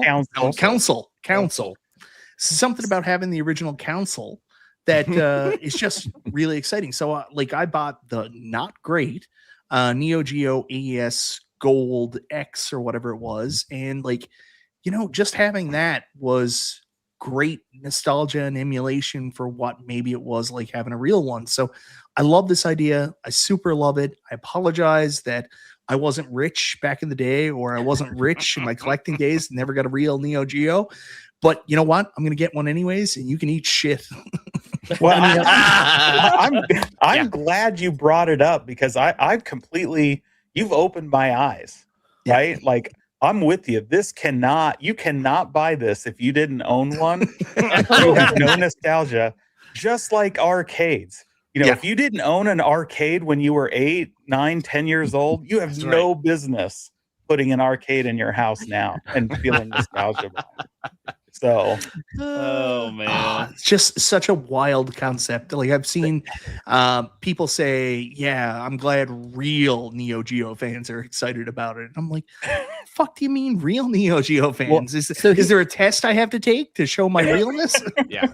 Here's a question though. If so, I think I would qualify as one of those real fans, but I own very little real hardware anymore. It's so expensive to do anything with it. And it hasn't gotten easier. It's only gotten more expensive. The stuff I bought 20 years ago, I can't afford to buy or keep buying today. So does that mean I don't qualify now because I don't own that hardware anymore? Oh my God. Nobody passes the litmus test. I don't get it.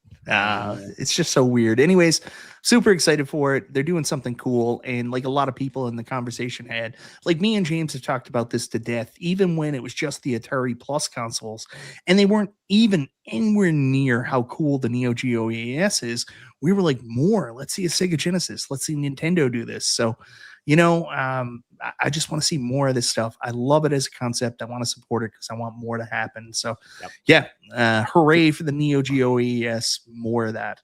Now, I have a question for James, though, before we move on, related to what you just said, though, about other companies doing something similar. That idea of taking the FPGA cores and turning them into chips, essentially, is there any kind of patent or like copyright, like any kind of thing that would prevent somebody? Why would you ask James specifically about the legal because he's question, our Paul? in-house lawyer.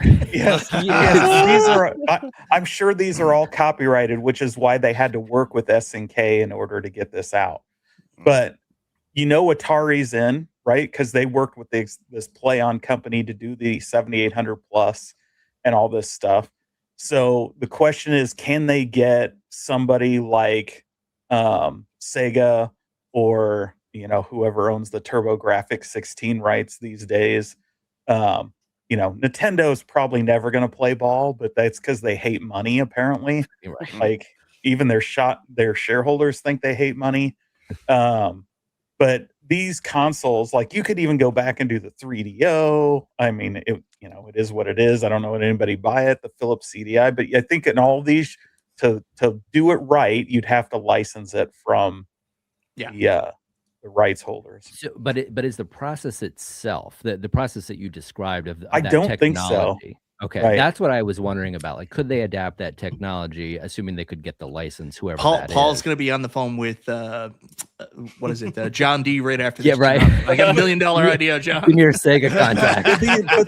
but these cores, right? They have many arcade cores already done in FPGA. Oh yeah. If these companies could create a PCB, go to PCBWay and throw an ASICS chip on there with the Capcom Model 2 or something on Put there. Naomi like on there, do your Dreamcast. I mean, yeah, perfect stuff. Money, yeah. So I love this comment here from the Garage Gamer. We could get a Jaguar. Can you imagine? We could play such great games as Tempest 2000 or 3000. Right. We could play Alien versus Predator.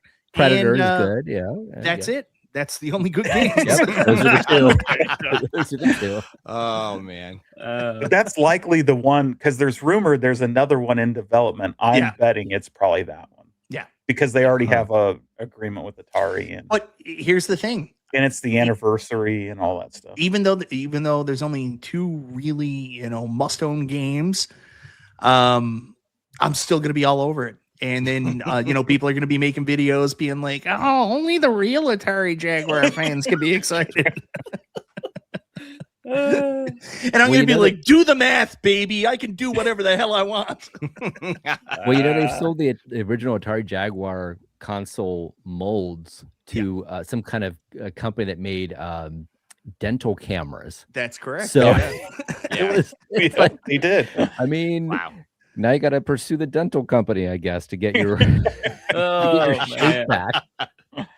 What a mess.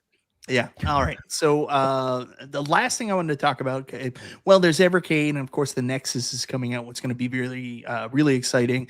Plus, they're coming out with more Neo Geo carts, and hopefully they're going to do some other cool stuff too. Last thing I wanted to talk about, and I'm going to skip this because this could be another topic altogether. The digital versus physical debate. And I think we're leading toward, and I know a lot of people here are physical media collectors. We just talked about the Neo Geo, but for modern games, we may be entering into an era where physical is going to disappear. So I'm going to save that for another show because that's a lengthy conversation. Oh, yeah. Lengthy. Unfortunately, Nintendo and stuff like the Steam Machine and even like the ROG Ally Xbox are really pushing for a digital future. So I'm going to save that for another time because we'd be here for another hour talking about that. And we got to get to the main topic because we've already been going an hour and a half, and you guys probably have more of a life than I do and probably want to get back to your families and friends. But we've got home arcade to talk about. And that's the crazy thing. Not only is all this other shit coming out that's so exciting, we're getting a ton of home arcade cabs in the next little while. So first off, I wanted to talk about Iconic Arcade because it's fresh in mind. I mean, last week was Iconic Arcades week. Everybody got their machines. We saw those 10 reviews that were 100% accurate, and Joe-Cade is crazy, but outside of that, but 10 out of 10, baby. It's safe to say, I'm not going to debate anybody on what they think of the reviews or pom-poms, as Joe-Cade said, but safe to say everybody that got through Iconic Arcade are really happy with it. So now with that happiness and positivity that honestly from my, quick experience I've had with the cabinet so far, I think is deserved. We've got a June restock of Street Fighter coming up, Street Fighter XT. So the people that missed out on the original order are going to be able to get in, especially our friends here in Canada. But the more exciting news is we've got Double Dragon coming out relatively soon. Rumor I heard was they're aiming for July. Paul says there's going to be more information in the next little while. Do you guys think Double Dragon, and especially with this coming out so soon after Street Fighter, is going to be a good title for Iconic? Bill, let's start with you, buddy. Oh, yeah. I think this is definitely going to be a big one for them. I think there's been a lot of interest in this since this first showed at that Arc System Works thing like last year. People have been saying, even while waiting as long as they have for Street Fighter, people have been saying, when can we get Double Dragon? So I think this is going to be big for them. James, Double Dragon? Well, legally, since I don't own an Iconic Arcade, I'm not allowed to talk about it. Seriously, though, if you want an 11 out of 10 review, you know where to send the review cab. No. I think Double Dragon looks awesome. Like, I'm super excited for this one. I think it will be a big seller. I think you've seen a lot of people say like they held off on the Street Fighter 2 just because they were Street Fightered out. And I think all the buzz around it is giving a lot of people FOMO, right? So I think the Double Dragon's going to be a no-brainer. I think this is a super popular series that nobody's really done right yet. I realize it had an iArcade version, but it didn't look like the Double Dragon, right? So yeah, the cool thing is no stickers with this one, right, James? Right. Yeah. And then yeah. You can go to buy stuff to get your Taito sticker on the side, right? So just finish this one off, right? Oh man, there is a sticker. I was wrong. Yeah. So Paul, before we get to you with this, Todd, we've got to ask the $1 million question. Do you think you'll actually get your Iconic unboxed and built before this pre-order goes out?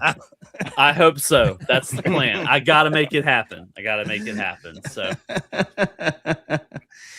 Paul, of course, you're obviously, a bit involved with this. You have probably some knowledge that, you probably can't talk about right now, but you personally, are you a Double Dragon fan? Are you excited for this cab?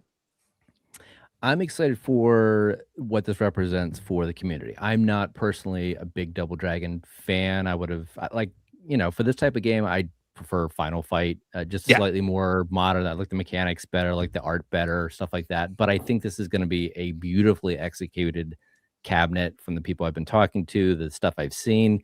I think it's going to be every bit as good as what we're going to expect, which is to say the next level of what we already have. So if you like what you've seen with Iconic Wave 1, I think Wave 2, it's just going to be that much better. So maybe you didn't give it the first one a 10.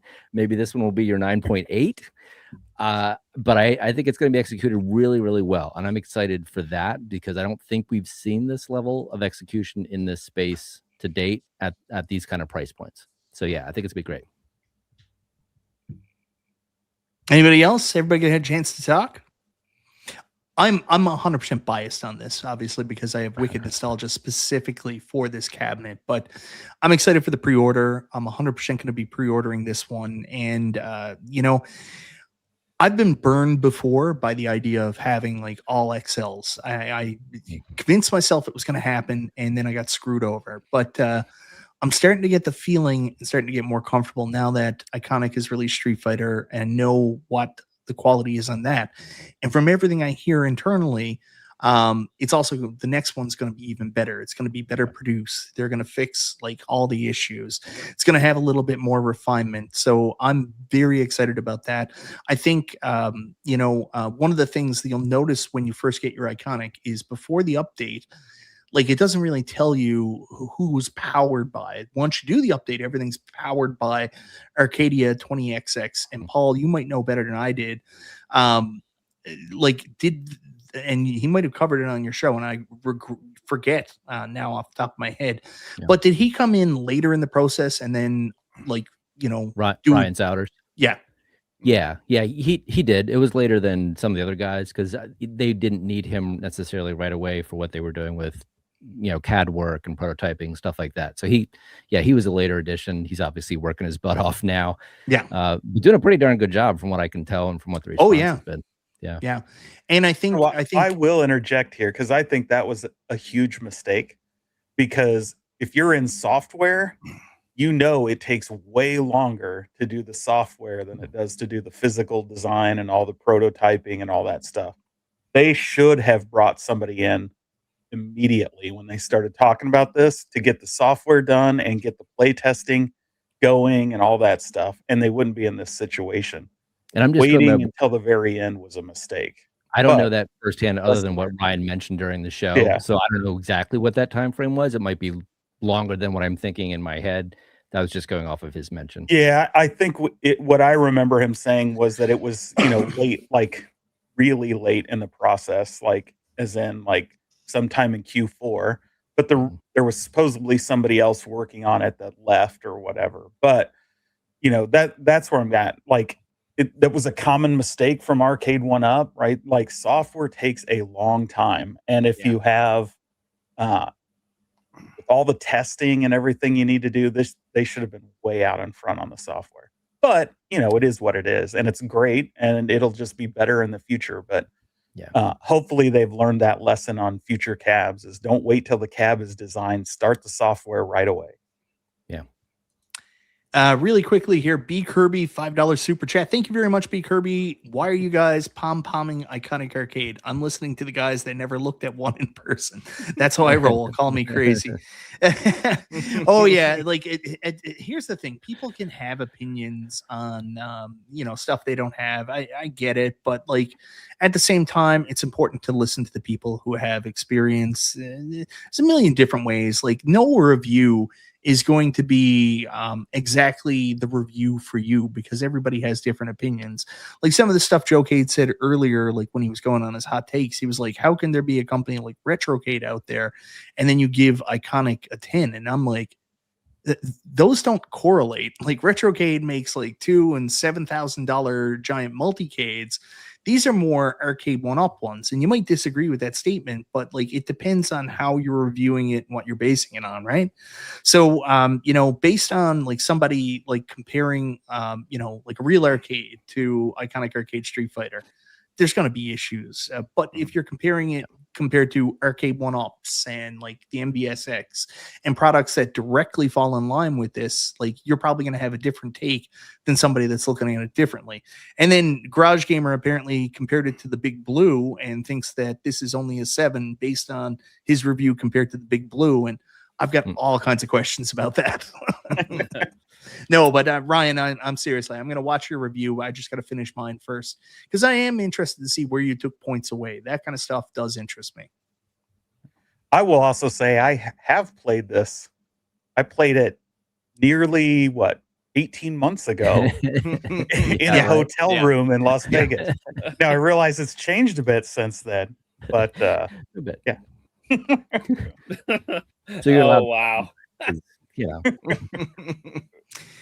Anyways, Double Dragon coming in July. We got 3 more cabs based on 80s games. And this is what interests me the most because if Double Dragon is coming in July or June, when the hell are they getting these other 3 cabs out before the end of 2026? You know what I mean? Like that's a pretty tight schedule. Well, I have a hot take. I have a little bit of a hot take on that. And let's see what people think about this. So John has said they want to get 6 cabs out for the end of the year. And he's already said that 2 of those cabs are the 2 Street Fighters. Yes. Yeah. So now we've got Double Dragon coming out. That's 3. Mm-hmm. what if it's another Double Dragon? Maybe it's another reskin, Double Dragon 2, Comet Tribe, something like that. Hear me out. That would be 4.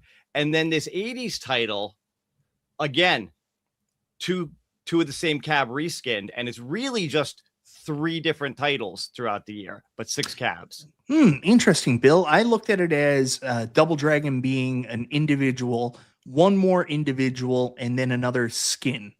That's how I looked at it. So I saw it as really there's 3 more cabs still left to come, including Double Dragon, right? But I could be wrong too. You might be right. It could very well be. I'm just thinking, like you said, look how long it took to get Street Fighter out. Now we're getting Double Dragon in July. You got half a year for 3 more individual machines. See it. I'm not saying no. I'm just saying it seems ambitious. Yeah. I will say that I guess it was on our last episode, maybe the one before that on Insiders. Kevin did mention or hinted that alongside the announcement of Double Dragon in an official sense, there may be another announcement made around the same time. Ooh, so that leads to Bill's point. Yes. But I don't reskin to Comet. I don't personally see that as a reskin. I'll put it.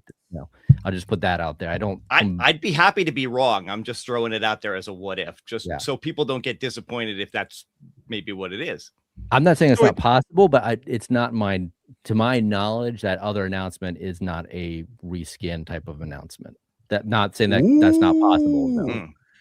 So that makes sense, because if they're doing another 2 by around the time Double Dragon comes out, then they just do another one around fourth quarter, and that gives you your 6 of like a reskin. You mean of something that was already announced? Yeah, maybe. I don't know. Yeah, that'd be interesting. Yeah, you could also get another Capcom, right? So go back to kind of some of the early discussions with John about he said their whole business model was that they talked about doing those kinds of things. No, he said all of the cabs left to come out this year are titles Iconic have never dealt with before, so it won't be another Capcom.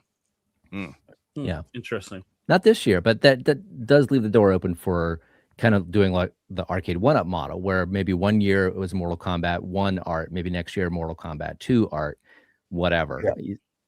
I think that door is still open. Paul, you can admit it. You sold your soul. Soul Calibur's coming next year. Just tell us all. You can tell I would sell my soul for that.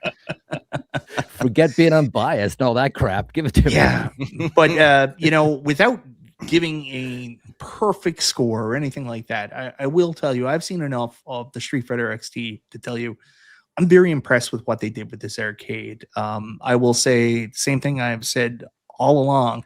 It's very impressive what they put together. Is it perfect? No, but I find it challenging to find flaws compared to other home arcade products I had. And the thing I find ridiculous is that this was only $6.99 originally priced, compared to the Killer Instinct Pro, which I think this is a better cab than the Killer Instinct Pro that cost $1,000. So wow. With that out of the way, I will say that I'm very interested in Double Dragon, and depending on what these other 80s cabs are, I could see myself buying multiple of these going forward.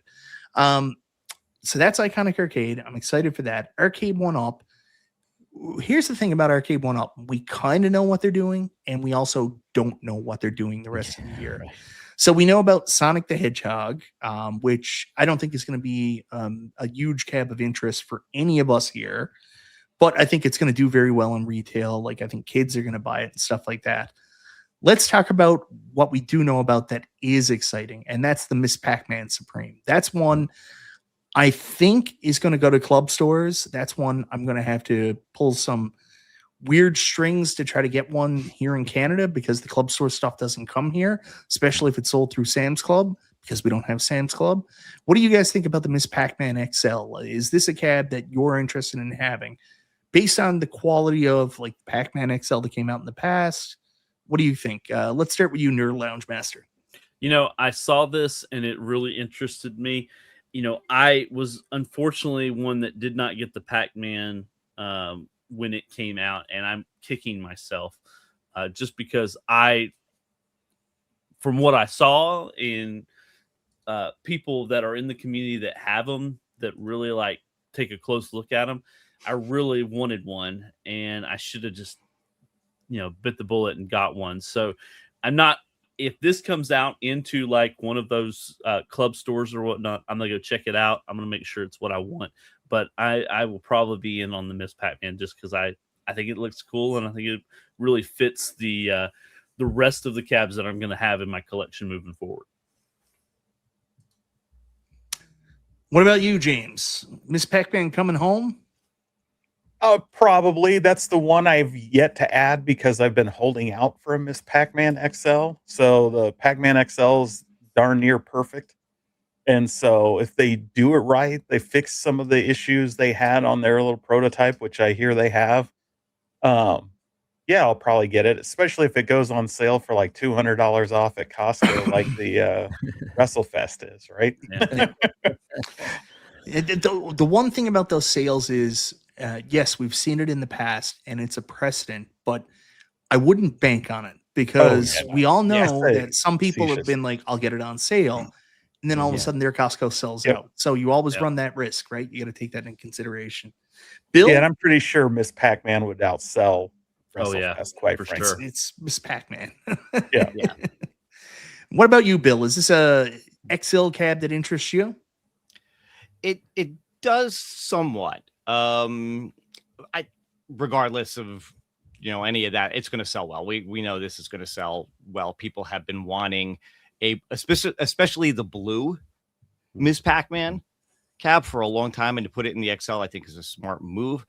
The only way I would consider this is it would depend on exactly what games are on it, and are they finally going to move up to putting Wi-Fi on some of the cabs so we can have leaderboards and stuff like that. If that's the case, I'd consider swapping out my class of 81 for this. But I had the class of 81. I like it. I'll probably have the same games on it or similar anyway. So I don't know this one I would absolutely have to have. Anybody else?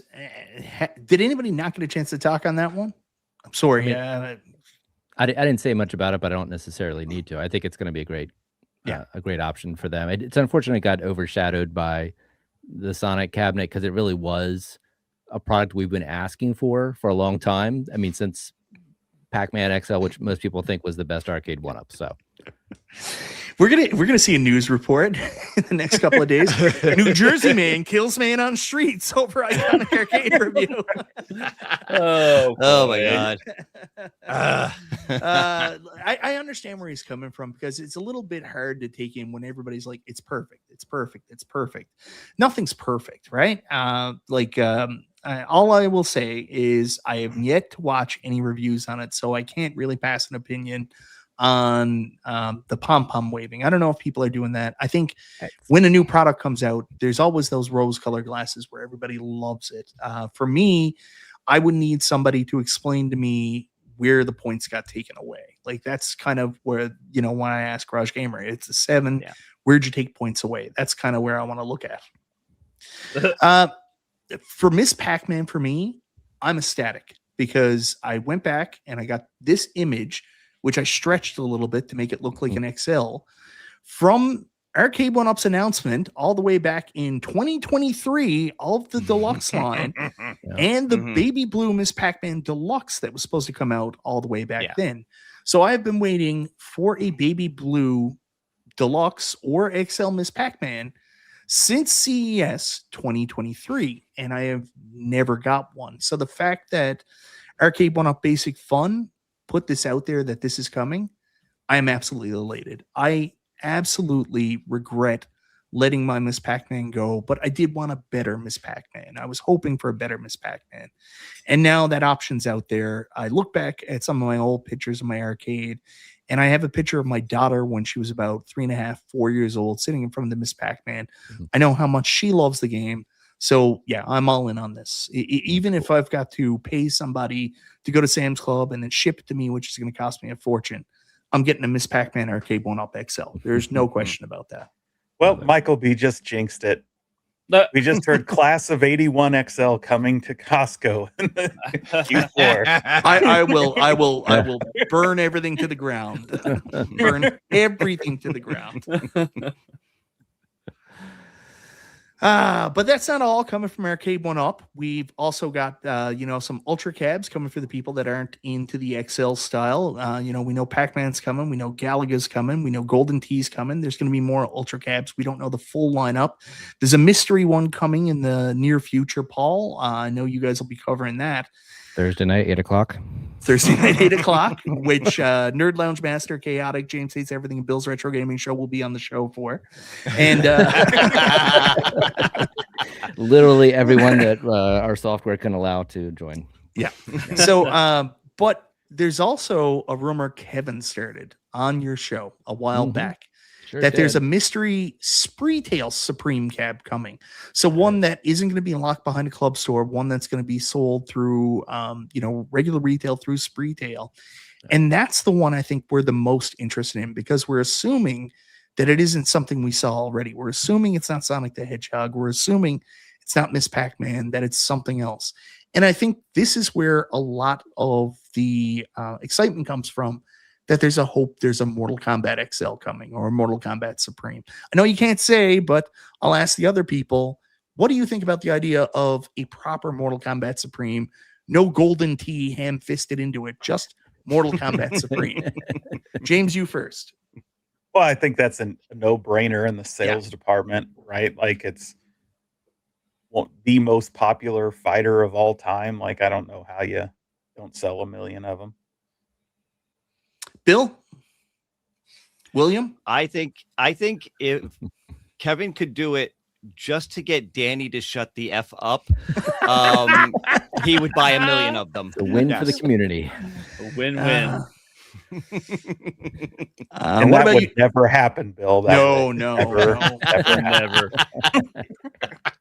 Danny, I will tell you this. Danny actually wrote me the other night. He was like, Mike, do you have a deal with Spreetail to get free cabs? And I was like, no. God. And he was like, oh, I just wanted to know before I asked Kevin about it. I was like, Oh my God. I was like, I don't know. I think he God. thinks you did a good job with your Wonderland review. I don't know. Wow. Nerd Lounge Master, what about you? Is Mortal Kombat XL something you'd be interested in? You like to pre-order stuff. Is that something you would pre-order? The only Mortal Kombat that I have aside from the countercades is the original Gen 1, and I play it occasionally, and I'll tell you, I would not be opposed to having a Supreme in that particular cab. So I think yes. I think my answer is yes on that. Now, I have no 100% inclination, but I just think it would be the smartest move. And Kevin did lean out and say, it's something you guys have been asking for. So, I better not hear anything negativity about it. It was something like that, he said. So the only two cabs I could think of was a Star Wars XL or a Mortal Kombat XL. So that's where my mind is. But, there's so much hopium behind that. It's not even funny.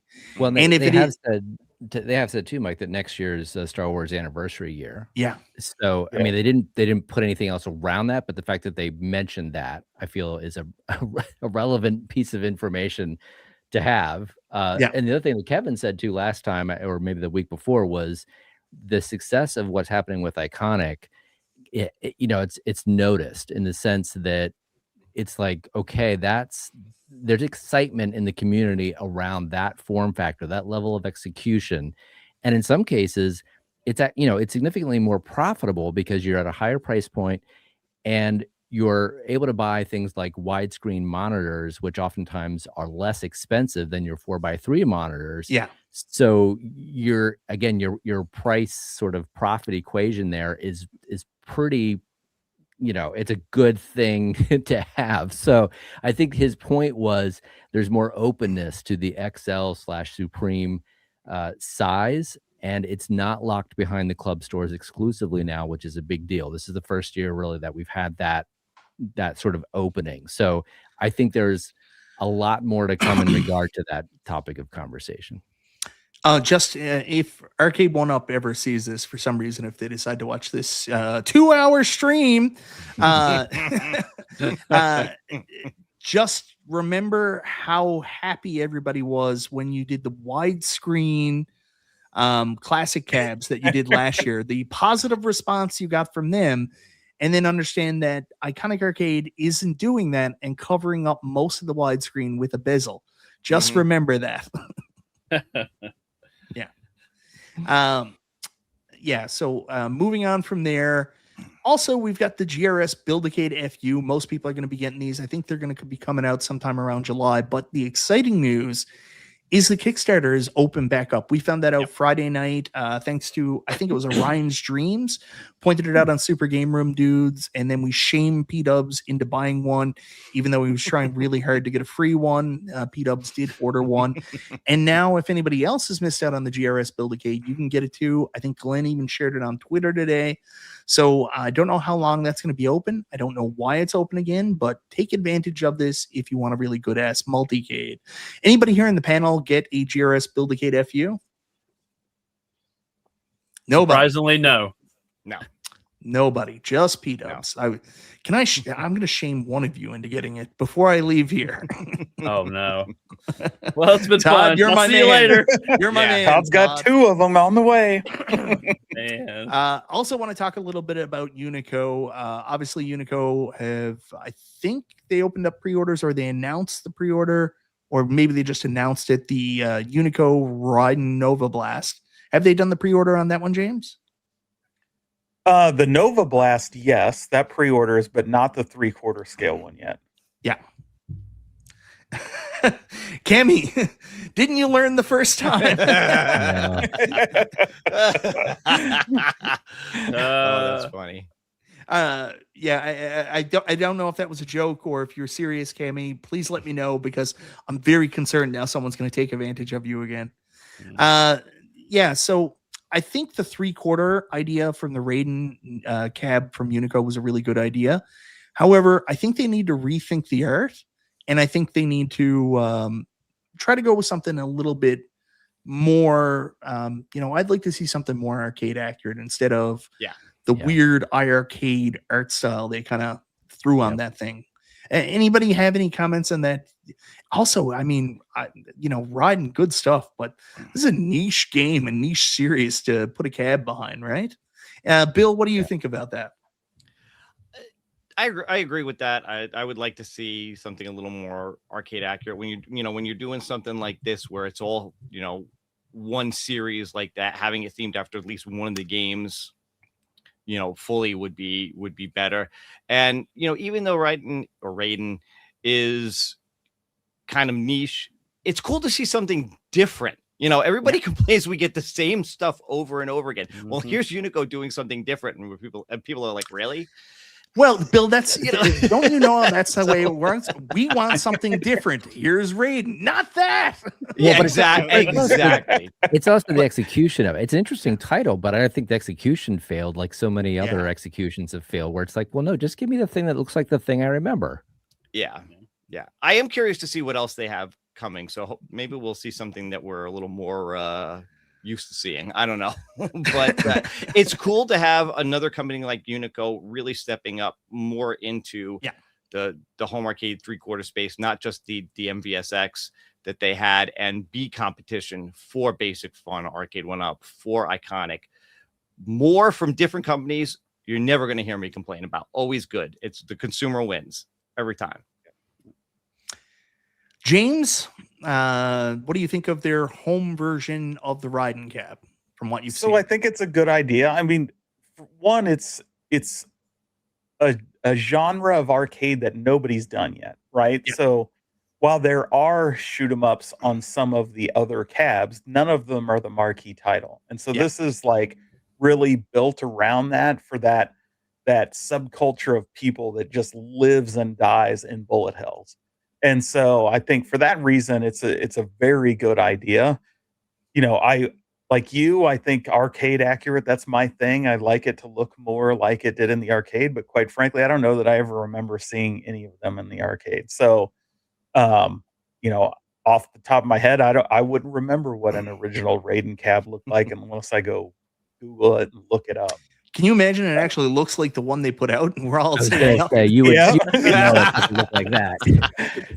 You know, that's why I like the Nova Blast version of it. Yeah. I realize like it's all black and those are traditionally, you know, candy cabs are traditionally like that white or cream color, but I think it fits well in that being the kind of popularity it was in Japan and things like that. It just makes a lot of sense in that cab. But I love the idea of a more affordable version that people can get and have a true dedicated, you know, shooter cab in their collection. All right, really quickly, we got a $5 super chat here from B. Kirby, the Chicago arcade guy. This is for Paul. Tell Kevin to get a 6-player X-Men and send me a free one. Let's effing go. Wake up, chat. LOL. That sounds familiar. I don't know why, but thank you Yeah, very and much for I the wish super he'd chat. hurry up and do it so that then B. Kirby can swap out that 6-player deck for a 2-player deck on his 6-player X-Men.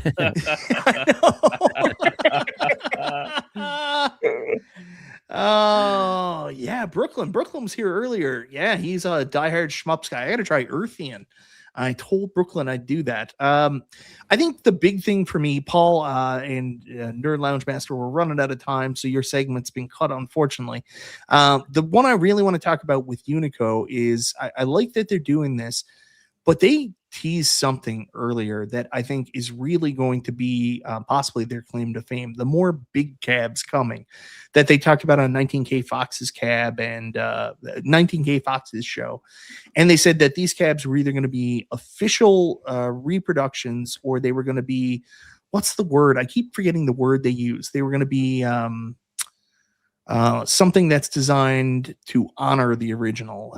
What's the term I'm looking for? I don't have my dictionary or thesaurus here. Homage. They were going to be homage cabs. So for me, like, that's what really got me excited about Unico. I started thinking about, or as Danny says it, homage. Homage. It's a homage council. But with special herbs and spices. Like for me, I think the Raiden cab is a good idea, and I think it was smart to offer a Nova Blast and like a more of a traditional 3/4 home arcade offering. But for me, it was those big cabs that really fascinated me because I saw them doing like, Neo Geo MVSX XXL. I saw them doing like maybe a Capcom, Dynamo cab, and then maybe they would do something else, right? Like a Big Blue or something like that. That's what I had in my mind, and that's what I was really excited for. So that's the news I'm still kind of hoping for and waiting for. That's what I want to see, Unico, because like I'll never get this out of my mind. I think that they had the right concept for Neo Geo, and I don't think anybody would have done it right originally. I think we saw something, this MVS, that they that another company, I forget the name of the company, Blaze Pro, showed in Japan, which was this MVS that was taken off the Japanese MVS, but then they were going to put that awful King of Fighters art on the side. And I think that's what home arcade companies would have done with the Neo Geo license if it wasn't for Unico getting this originally. So, that's what I want to see from Unico. I want to see something that, has that nostalgia, but can also be like an awesome home arcade cab to group in stuff like Neo Geo that should be grouped into one cab, really. I think the problem is with Unico is going to be the price point. Yeah. I wouldn't be surprised if you see that, but I bet it's going to be like, oh, all right, I got to think seriously about that one now. Yeah, you're not wrong there. It was the same way even with the Nova Blast for me, because I'm like, oh man, that thing is gorgeous, 26-inch screen, and then I look at shipping to Canada, and I'm like, well, it's going to cost me $2,200. Yeah. And I don't see them necessarily competing, unfortunately, because of that. I think it's going to be a niche thing, which will be really cool to have something done that well. But I don't think it's ever going to be competitive because I don't think they can do those kinds of products. This is a really interesting question that, we're running out of time here. We've already run out of time. I've gone so long, much longer than I intended. Are they going to make a big cab without a seam? I don't think we're ever going to see another home arcade recreation that doesn't have a seam. It makes no sense. How would you ship it? Yeah, with the height of all these arcades, I don't know how you're not going to be able to split the side panels. And I mean, Paul's already really mad that the cab isn't an inch taller. Can you imagine if they got to go smaller again? Oh man, Inch too wide. That was my problem. Inch too right? wide. That's what it Inch is. too wide. oh Yeah. boy. Yeah. It's all about the proportion. There you go. Yeah. Anybody have anything else on the Neo, like Unico big cabs? Is this something that can be there, or do you agree with Paul that if they do come out with them, you're going to pay for them? Oh yeah. Yeah. So hypothetically, right, Unico makes high-end 25, 26, 30-inch monitors. Mhm. They make the interior equipment, including controls, JAMA connectors, all of the above. They have the coin mechs and all the capability of hook that up. So hypothetically, if they were to do something like this, I would bet, yes, it'd be probably pricey, and it would probably be targeted more towards operators again, rather than home arcade customers. However, you still likely have home arcade customers that are willing to pay up to have a homage, if it were. So we'll see what they do. Should be exciting, I think. I've said for a long time, I think if a company did that, made recreations, that there is a huge business out there that would throw on the stickers and marquees and everything else in order to put their original boards in a brand new cabinet with those monitors, because like you just can't, the maintenance on keeping those things up is tremendous. And if you could just swap that out for something that's fairly affordable in a pay to play type environment, I think it's a no-brainer investment for operators.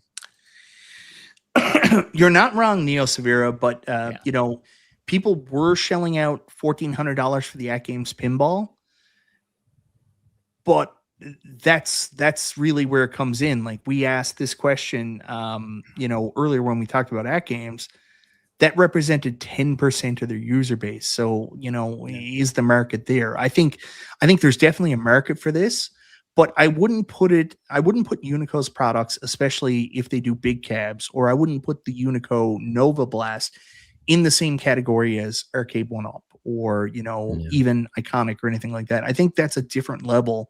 That's more, I don't want to use the term premium, but more commercial. Is that fair? Very. Well, I think it's fair, but there is something. I think Fox mentioned this, and there was a recent post from John D on, I guess it was his Iconic page or maybe the Media OneUp page, where he strongly hinted at the factory that would be making Double Dragon being Unico or Unico's factory. So they have the capability certainly to do, non-super custom, super premium products, but again, a price point. I don't think you're going to get anything below what, $700, $800, $900. Yeah, no. I don't disagree with you, Neo Severa. I also don't like the Aerodon Verizon. We talked about that earlier. 100%. Yeah. Too Well, slim. I hope they do it, because even if it is more expensive, I like options. And if I can get a big red, XL big red, I will take that every day over a $700 King of Fighters cabinet, if you know what I mean. Well, and that King of Fighters, that was just a bar top too, right? Yes. Yeah. So, I mean, that to me, that's just sort of a different thing. Like, I'm not saying there's not an application for that, but I personally wouldn't, that would take it off the list for me. Like, if it's not freestanding like the original version, I just don't have a place for it. That one's not Unico either. Like, that's the thing that confuses me about this. So apparently Blaze Pro isn't really Unico. They're a partner of Unico's, and it was explained to me their relationship is complicated. So what does that mean? Does it mean like, when me and my girlfriend are having problems and I put down it's complicated on Facebook, or does it mean something else? Well, when you really think about it, they're all complicated. You've got Iconic product being made in a Unico factory, and Iconic being in competition, but also friendly with Basic Fun. Yeah. So it's like they're all sort of tied together. Yeah. And if you go back to Neo Severa's pictures, I'll just point out it was Unico to the left of me, Unico to the right of me. Yeah. Right. Yeah. And that keyboard that's totally not Unico, right, James? Right, it's Unic Mag. Unic back.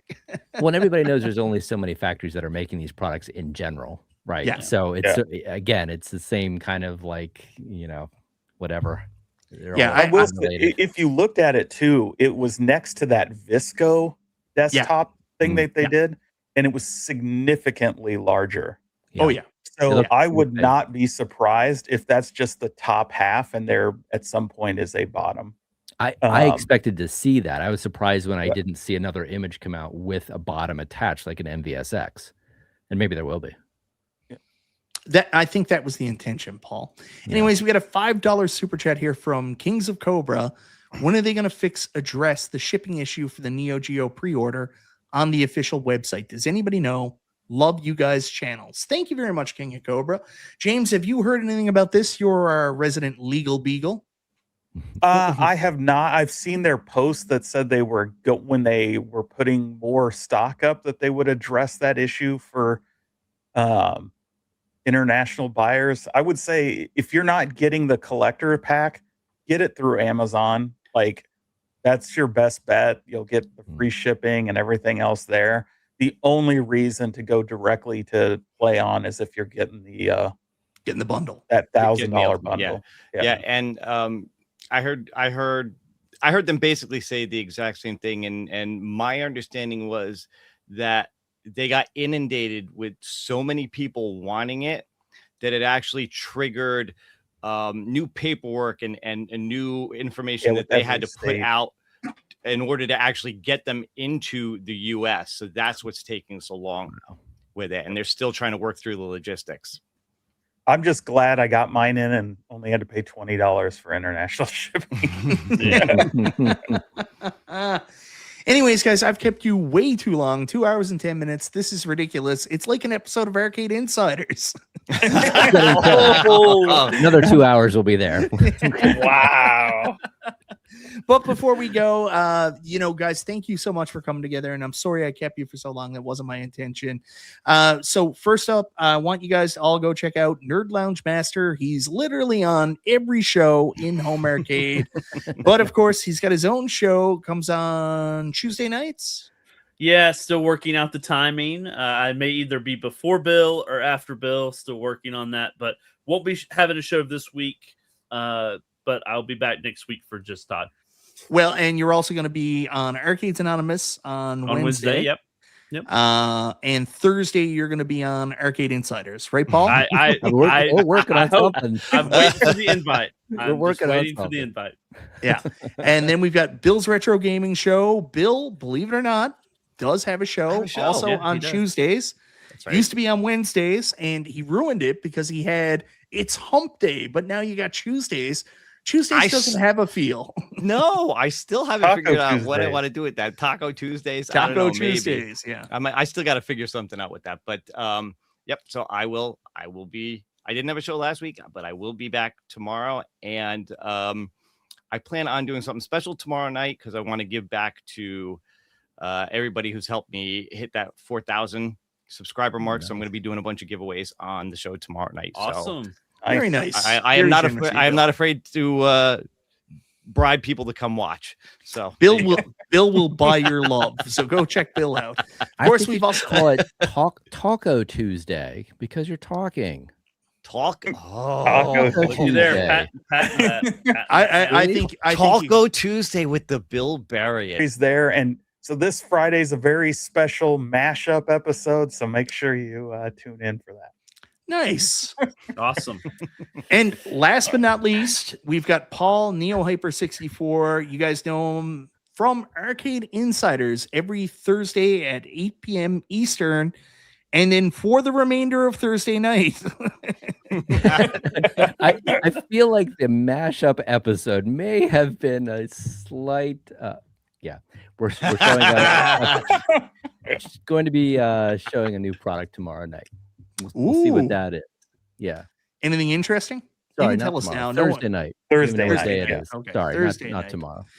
And the cool thing about this Thursday night is Nerd Lounge Master, James Hates Everything, and Bill's Retro Gaming Show, and Chaotic will be on the show. VPR. That's right. And both mics. And both mics. Yeah. Yeah, every Thursday at 8, and we have a special guest this Thursday who's going to help us introduce the product that Kevin wants to show. It's a Which is basic fun awesome. product. Which is Moat. No, no, it is an actual new guest for us. Yeah, somebody. From Is the it industry. Is it somebody from the company that's going to back out at the last minute, and then you're going to bring Moat on? No. Actually, it's somebody. There's a thumbnail up now. It's somebody that we have not had on before. Somebody that's been in the industry forever. So not associated with any of the companies, perhaps associated to some degree with what we're going to be showing. So there you go. So what's Warren Davis been up to this lately? It's actually Ed Boon. No, I'm kidding. That would be a No, it should be fun. I don't want to overhype it. Some people it's going to be great. Other people are going to be like, yeah, whatever. But I think it'll be fun. So yeah. And there's a new little twist on this one too that I don't think people are going to see coming. So Cool. Yeah. Wow. All right. Yep. So everybody tune in this Thursday for Arcade Insiders, which will feature Moat and Eugene Jarvis. But mostly Moat. All right. Before we go, I did just close the poll, so we're going to take a look at it and see what people vote. I think yes, and that's where I thought it would go. But let me just share the image. I'm trying to get better at this. I'm not doing so good, but I usually forget the poll. Thank you very much, Jason, for reminding me. Where do you plan to spend your gaming money in 2026? Your options were console gaming, council, home pinball, all of the above, and home arcade. And of course, nobody's surprised. Like this, mainly is a home arcade show. 36% of people voted for home arcade number one. Surprisingly, not really, because it's kind of where my vote would have went. All of the above came in number two, 26%. Home pinball came in at 22%, and console gaming came in at 16%. See, James, this is why our console videos never do any good. No one gives a shit. Yeah. All right, guys. Thank you, everybody, so much for sticking with us for this incredibly long show. I'm sorry I kept you so long. I'm sorry to my guests. I promise all of you, I will try better in the future. Thank you very much for being here. Good night, everybody. This has been Chill and Chat with Michael B., Thanks, guys. Bill's Retro Games Show, James Hates Everything, Nerd Lounge Master, and Paul Neo Hyper 64, and Chaotic PPR, who will all be doing a show together in the very near future. Good night, everybody.